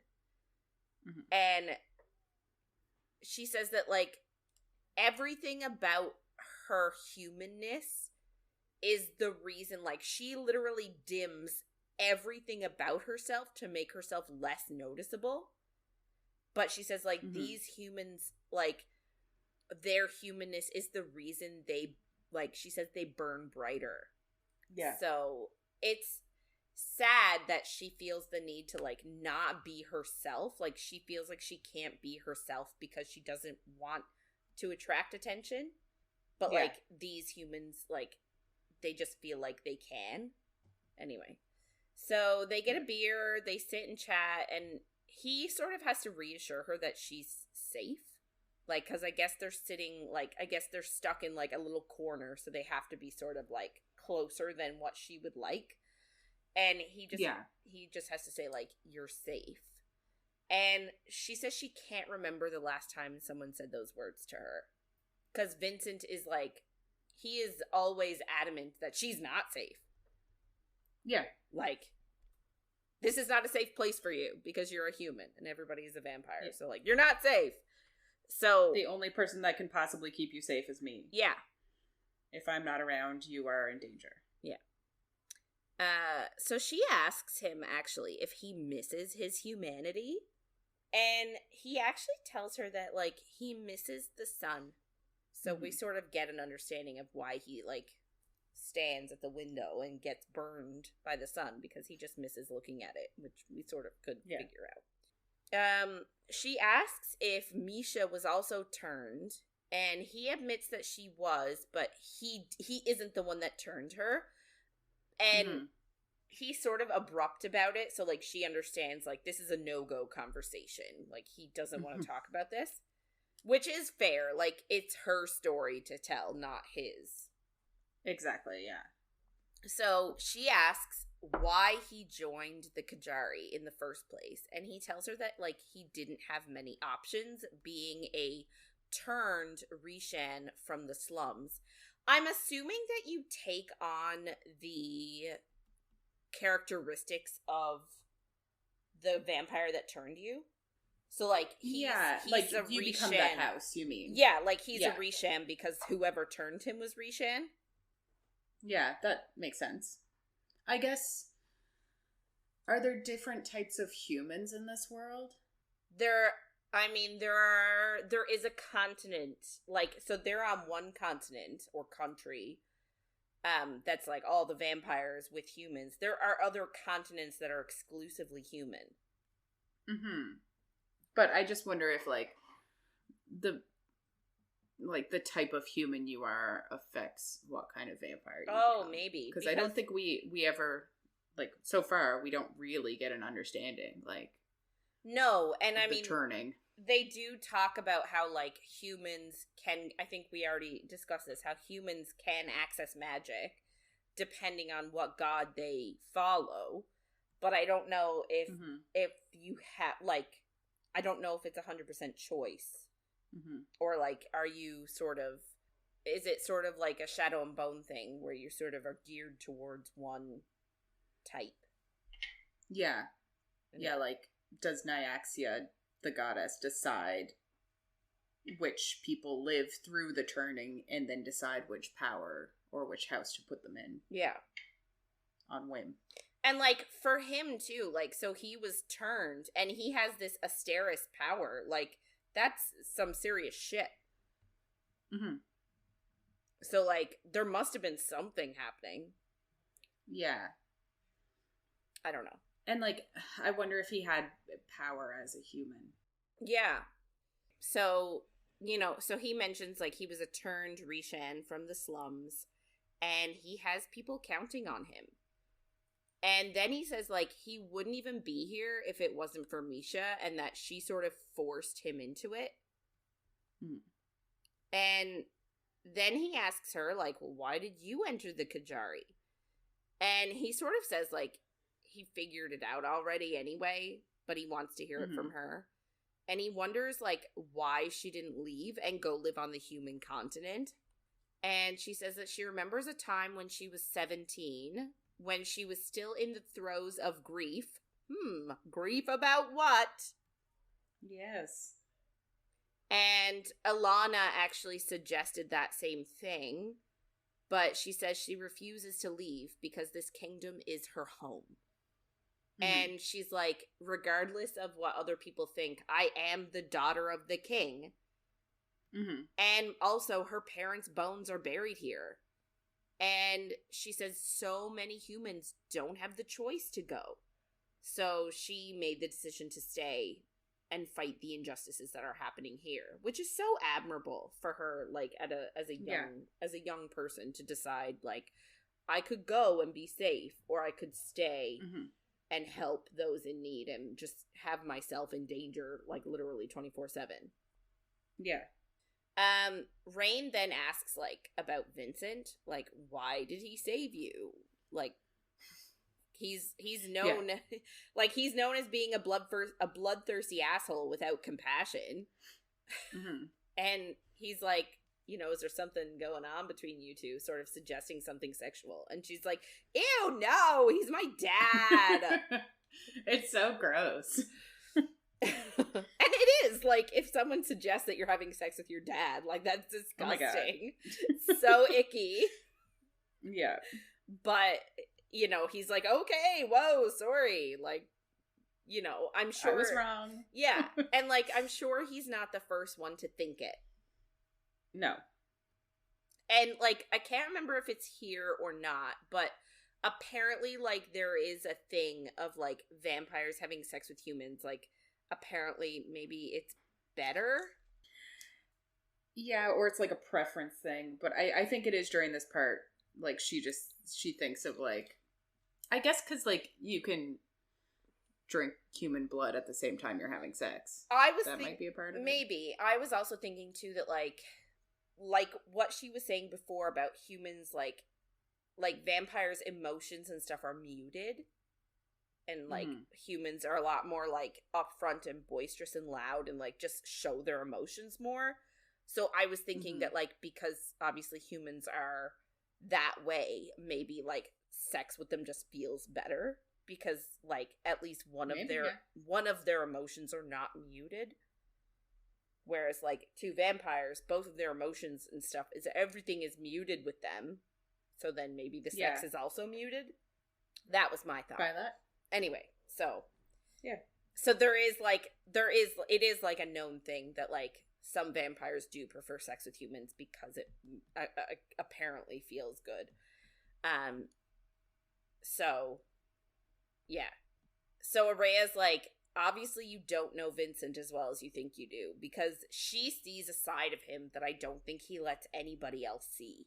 Like, she sees, like, the caring, nurturing side. Like, she keeps repeating over and over again that she knows he loves her. Mm-hmm. So, like, she's like, you don't know him the way I know him. Anyway, so as they're talking, they feel, like, the ground rumble, and then they hear an explosion off in the distance, and there's, like, chaos, and they run out into the streets, and they actually see that one tower of the Moon Palace is gone. Like, it's been blown up.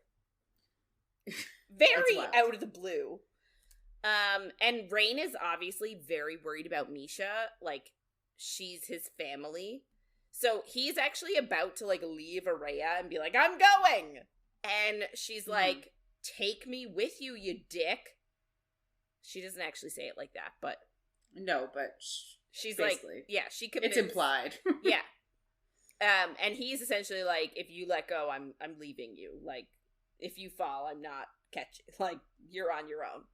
So he grabs her and he flies. And she says that, like, she's never been this close to another vampire before, besides Vincent. And, like, she's super stressed out. But she looks up into the night sky and, like, she actually really loves flying. And she says she feels, like, free. So, that's fun. And she sees the tower that has been hit as they approach the Moon Palace. And she also sees that it's been done with, like, blue-white Nightborn magic. Like, you can sort of tell what type of magic it is just by the color. So she's like, oh, that's Nightborn magic. So she's like, oh, it must have been a Rishon, and Vincent has been super distracted lately, so probably there's a mounting rebellion. Mm-hmm. So she's like, oh my god, a Rishon has, like, blown up the Moon Palace. Which is such a weird target. Yeah, it is. You're right. Because they're all going to die anyway, mostly. Yeah, that's true. I wonder if they're blowing it up as, like, a symbol of, like, I don't know, like a symbol of Nyaxia? Against the goddess? Yeah. Or, like, yeah, because she loves blood, or because it's against her, or, like... Yeah, or, like... To be fair, obviously, I don't know who's behind this. I'm assuming it's Vincent that's behind this, because I'm super suspicious of him now. But, and, like, I know we can't get into it because it's too spoilery. But I am assuming he's behind it. And he's, like, blaming the Rishon. I just don't know why this target was picked. Yeah, I don't either. I guess because that's where most of the Rishon that are in town are there. Because the ones that, like, they don't live in this town. They live in their own territory. Yeah. So it's easy to blame it on them to be like, obviously it's the Rishon that are in here. Yeah. I don't know. So they look at the palace a little bit more as they're getting closer, and they see that their tower that their apartment is in is still standing. So, like, they're like, Misha should be alive. And, but because it was a explosion and there was night fire, like, night fire is all consuming, and, like, it doesn't matter what the material is, night fire is going to, like, catch, and everything will burn. Yeah, it's like Hellfire in Harry Potter. Yeah. Is it Hellfire? Yeah. So, they actually, thankfully, they broke the window earlier because they fly right through it. Convenient. Mm-hmm. And there's actually night fire everywhere in the apartment already. And there are 3 demons that they can tell are, like, distinctly, like, born of Nightborn magic. And they're hovering over Misha's body. Yeah. And she expected them to attack her, but they don't immediately. But nonetheless, like, Rain pushes her to the back. That's weird. And he releases pushes her behind him. And he releases his Asteris power on the demons, and 2 automatically die, and the 3rd one is, like, just twitching in a pile of goo. And then they look over at Misha, and she's unconscious. But she has been gutted, and, like, she's barely hanging on. So... Yeah, not good. Rain... Yeah, it's terrible. She is, like, almost dead. So Rain grabs her and carries her to the window, and the apartment is, like, covered in flames. And he tells Oraya, he's like, I can carry both of you. And she's like, no, go with her first, get her safe, and then come back for me. And, like, she's very she's not, like, being heroic. And, like, she's like, dude, you better come back for me. I don't want to die. Yeah. She's just like, at least I can defend myself if you leave me. If you were to leave Misha, she can't defend herself. But, like, I almost feel like this is why he should have left her in the street. Because, like... Oh, yeah. He could have just, like, gone through the window, collected her, and, like, came out really easy and quick. Whereas now he flew with her. It took him longer to get there because he had the extra weight. And now he has to decide who he's going to rescue first and make an extra trip. So... Yeah, I guess the only thing is, like... she needed this trial to help with her. Yes. Yeah, we're gonna development. Yes, yeah. Plot point. Yes. So he's like, okay, so he leaves with Misha, and, like, she is freaking out because the night fire is, like, consuming the apartment faster than she thought it would. And she's like, shit, Rain's obviously not gonna make it back. And she hears a bang and sees the door bust off its hinges. And, like, she says that, like, light consumes her vision and she can't see or hear. And, like, she just feels like she's in limbo. Like, she can't tell if she's standing or falling or anything. But she says she can feel energy and strength well up in her. And even though she can't see, she, like, draws on this strength, this energy. And she can sense, even though she can't see... She can sense 4 demons come through the door, and she just opens her hands and lets out a wordless roar, and she says she feels, like, euphoric and like the most powerful being in the universe and untouchable. So that's something. Yeah. And, like, she sort of, like, says, like, it lasts for, like, 3 or 4 seconds, and then all of a sudden she's in agony. Ugh. And then Rain is there, and he's taking her out the window. And he's like, what did you just do? And she's like, what do you mean? And he's like, you just killed 4 demons. Like, what do you mean, what do I mean? But she's like, I didn't know. So, like, she couldn't even see. So she just, like, went to a higher place. Yeah. So the night fire is spreading all through the city, and, like, Vincent's guards have been deployed, and they find out, though, obviously, that the Kajari is going to continue. It is? Yeah. right? So, like, Misha is alive, but, like, super injured. A few others are really injured.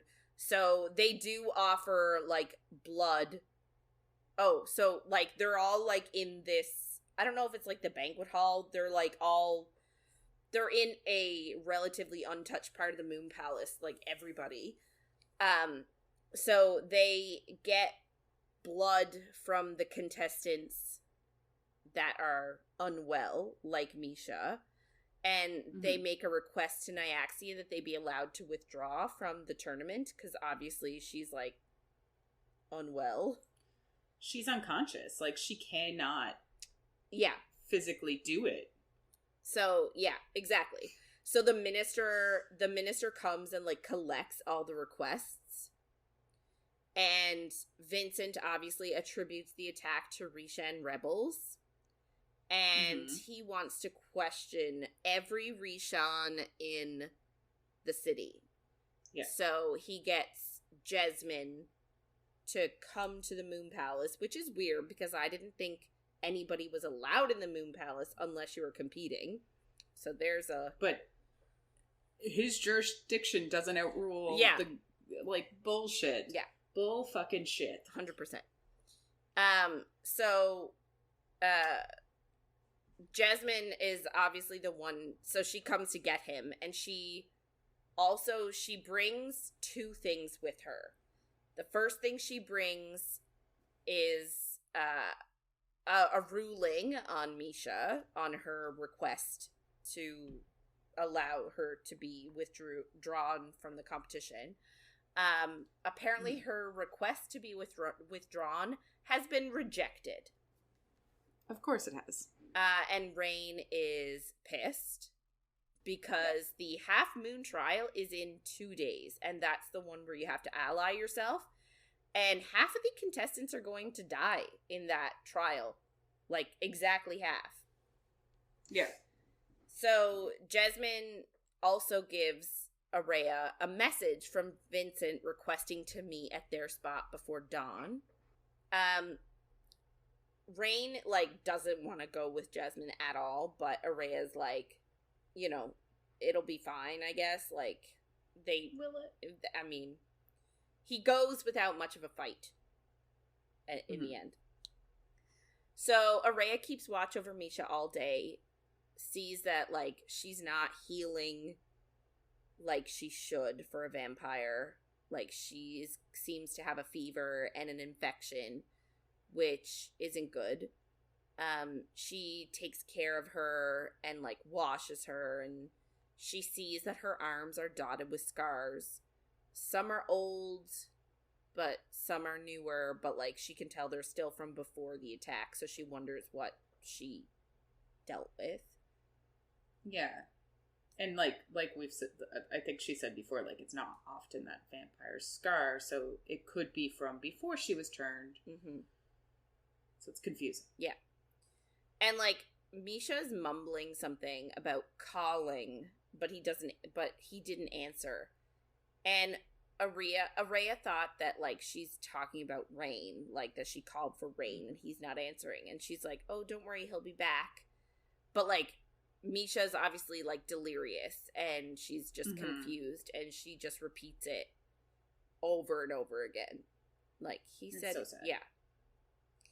So she obviously knows that Misha is in pain and might not last the night, and that would destroy Rain. And she's like, if he is... So, like, she's struggling here because she obviously knows that, like, Misha can't fight. However, if Misha dies, that'll destroy Rain because they're so attached to each other, and then he will be also a terrible ally. So, like, she has to make the decision to use the little bit of healing potion that she has left, and she gives it to Misha.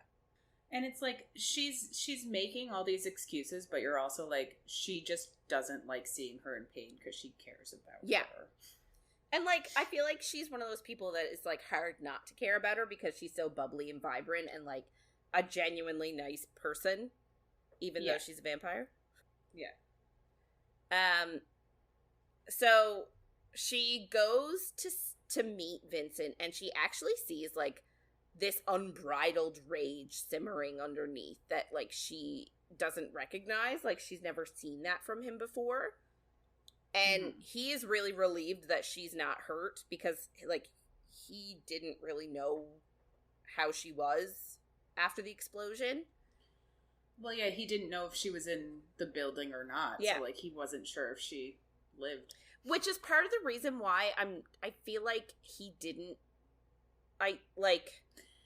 Yeah, it's, like, kind of... You're like, he's not that good of an actor to be able to be like...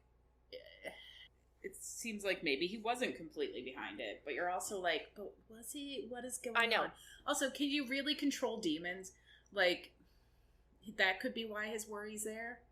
Maybe. There's many things. If he loves her the way that she thinks he does, I can't imagine him purposefully, like, doing this attack.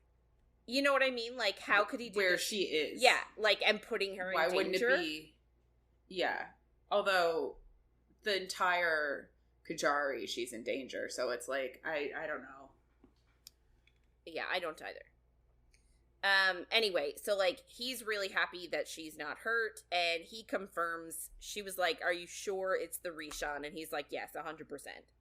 And he's like, but at least this gives me an excuse now to finally wipe them out. And he has been systematically, like, just wiping them out, like, little by little, his whole reign.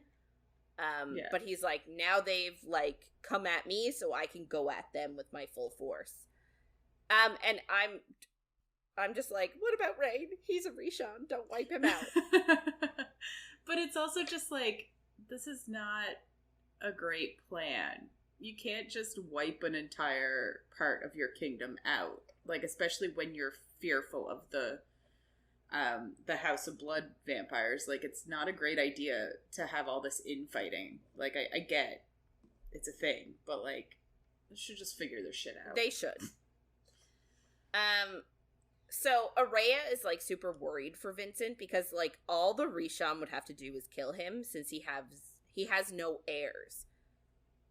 So, like, in order for the Rishon to take over, because that's what this whole thing is about, they're just fighting over who gets to be king of the Nightborn house. So they're like, he has no heirs. So really, if he dies, then there's no one to oppose them. So they can just take over, and then they can do what he's been doing and systematically destroy all the Hayaj. So, like, she's like, she doesn't want him exposing himself. So then we learn that when Vincent won the Kajari 200 years ago, we learn what he asked Nyaxia for as his gift. So he asked her to enhance his own power and to strip the Rishon heirs of their power. And then he used that power to kill every Rishon heir and every Hayaj ruler heir that came before him. So he killed his parents, he killed his siblings, like anybody that anybody that could oppose him, he destroyed on both sides. And she asked Vincent if he thinks that maybe there's a Rishon heir again, because she said that Nyaxia never lets a clan completely die out, and when the king slaughters all the heirs, she'll wait a couple 100 years and then she'll gift the mark to another so that the cycle of rebellion and infighting can continue, which sort of seems bitchy to me. Like, why would you want them fighting with each other? They're all your children. Yeah. But, I mean... doesn't really make sense. But I guess that's her. That's her journey. So Vincent tells her, like, she needs to win. And that when she does, he will need her as bonded, as, like, his, what is it, Coriatai or Coriate or whatever? Yeah. to help him invade and liberate the territory she is from. And that's why she wants to win in the first place. So we said that he can't go into that territory unless there's open war. Now there is open war, it seems like, so he can go in there, and he's like, I need you with me. And, like, I feel like, at this point, she's, like, special. Like, I feel like she's got this, like, special power. Like, we just saw that she, like, completely decimated 4 demons. And, like, Rain's power couldn't do that. He only got 2 dead and left 1 twitchy. So, like, I feel like she is super powerful, and he knows that, and, like, he wants to bond with her for her power. That's my, like, at this point in the book, I wrote down my thoughts as I was reading, and this was my thought at this moment, that, like, she must have these, like, crazy untapped powers that she's not even aware of, and that's why he took her. Yeah. Like, it seems like there has to be something, but then I'm also, like, he seems to underestimate what her power is when she tells him, so it is kind of, like, contradictory. But is he underestimating it, or is he trying to be like, oh, it's fine, because he doesn't want her to find out how powerful she actually is? Yeah, maybe, because, like, maybe she doesn't even need to win and get this to be able to, and, like, maybe she doesn't go and do what she wants. And she feels like she has to bond with him to become powerful. Maybe she doesn't, but maybe he wants to bond with her so that he can be more powerful. Yeah. I also feel like part of the other reason is he has taught her to love him so unconditionally that she will lay her life down for him, and she is once she gets his part of the power as well and the strength and whatever, she'll be a fighter to the death to protect him. So I think that's, like, the other part too. Yeah. So he gives her more poison for her swords, but he says he can't get more medicine yet, which is weird. Yeah, there's something weird about this whole medicine thing. He's like... You would think he would be more concerned with getting her medicine to keep her alive.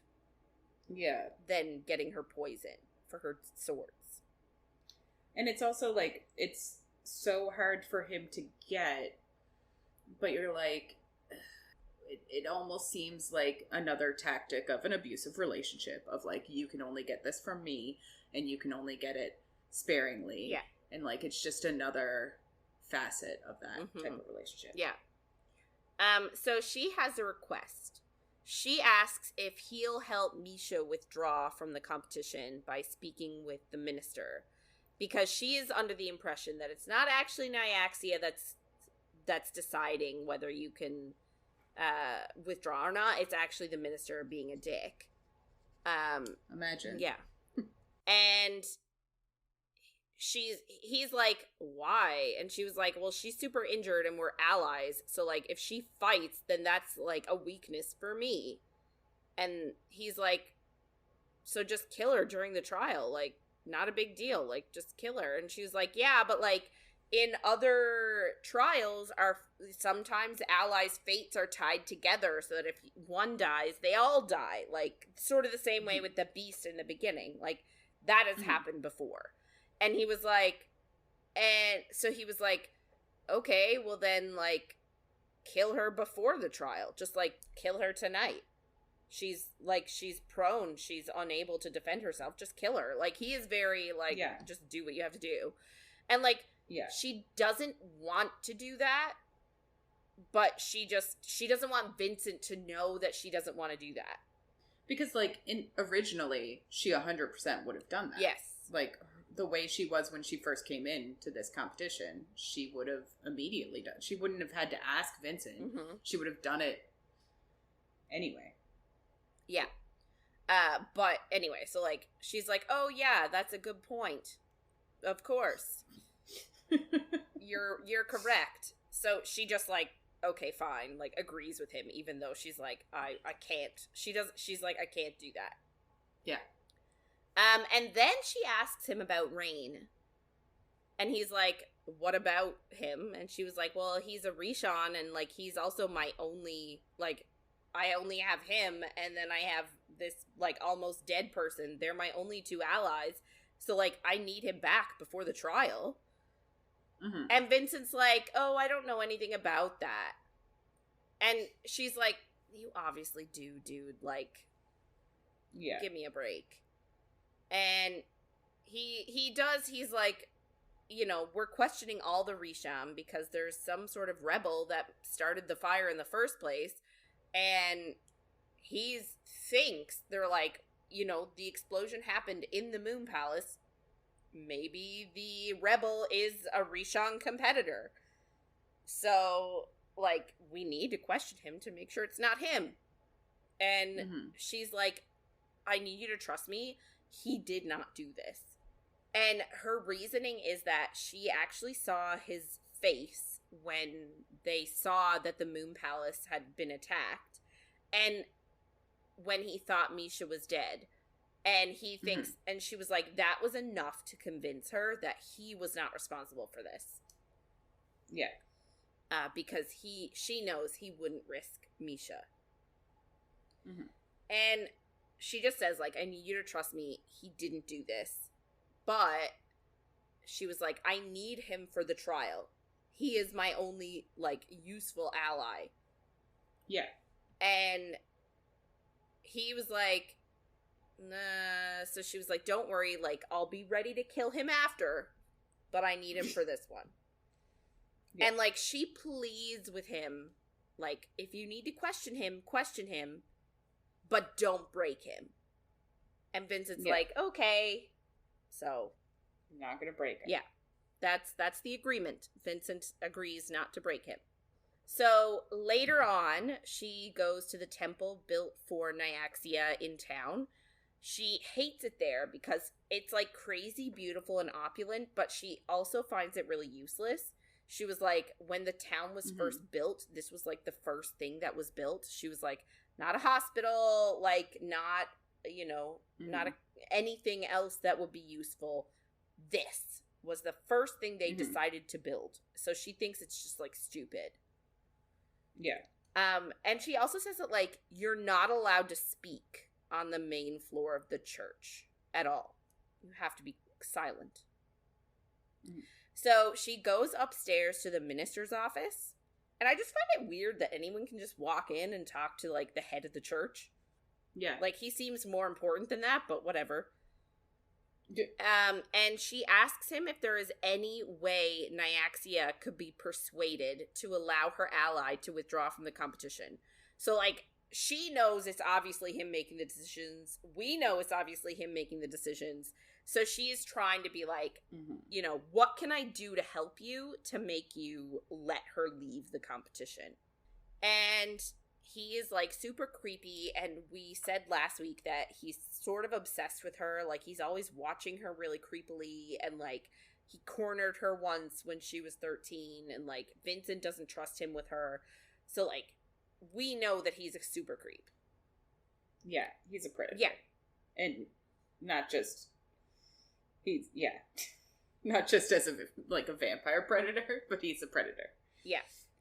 So, I mean, is that not, like, he's, I don't want to say it, but, like, head of a church. He's a sexual predator? Well, head of a church, and he's a predator. Yeah. A little on the nose.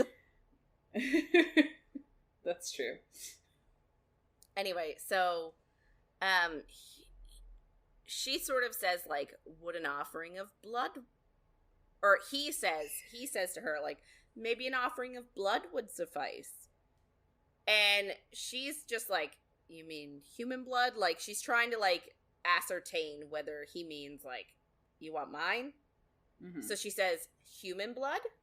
And she, like, holds out her wrist for him. And he says, human? This is far better. And it sort of insinuates that she's not human. Yeah.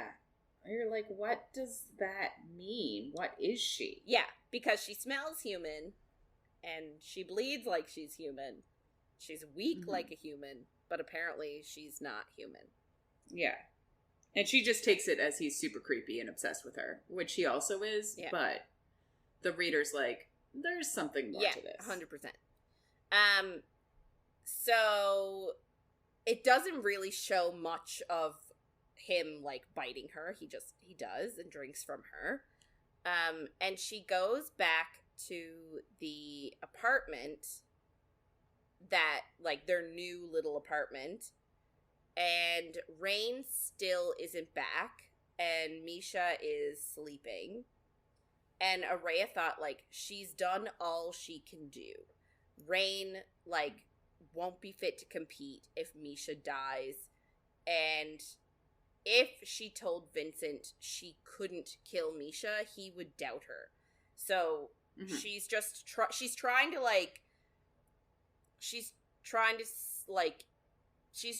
make herself feel better for the actions she's taken. She's trying to, like, justify them. Anyway, so she's like, I've done all I can, and so that's where we leave off this week. We're all done. Yeah, lots happening. Yeah, I'm really excited to read, well, I've already read it, but I'm really excited to discuss the next trial and everything that happens next. Yeah. I'm still obviously reading, but I did read the next trial. Oh, did you? Yeah, I love it. But yeah, we're not getting into that yet. So this wraps everything up for this week. If you do want to get in touch with us and share your thoughts on anything you heard in our episodes, or if you have any book suggestions, please reach out to us by email at coffeeandcoread@gmail.com, or on Instagram or Facebook at coffeeandcoread, and TikTok, we are coffee.coread. So next week we're going to be reading chapters 28 to 40 of The Serpent and the Wings of Night by Carissa Broadbent. So make sure to follow along, and if you're enjoying our chats, don't forget to follow, rate, and review wherever you get our content. Thanks for listening, everyone, and we'll see you on the next page.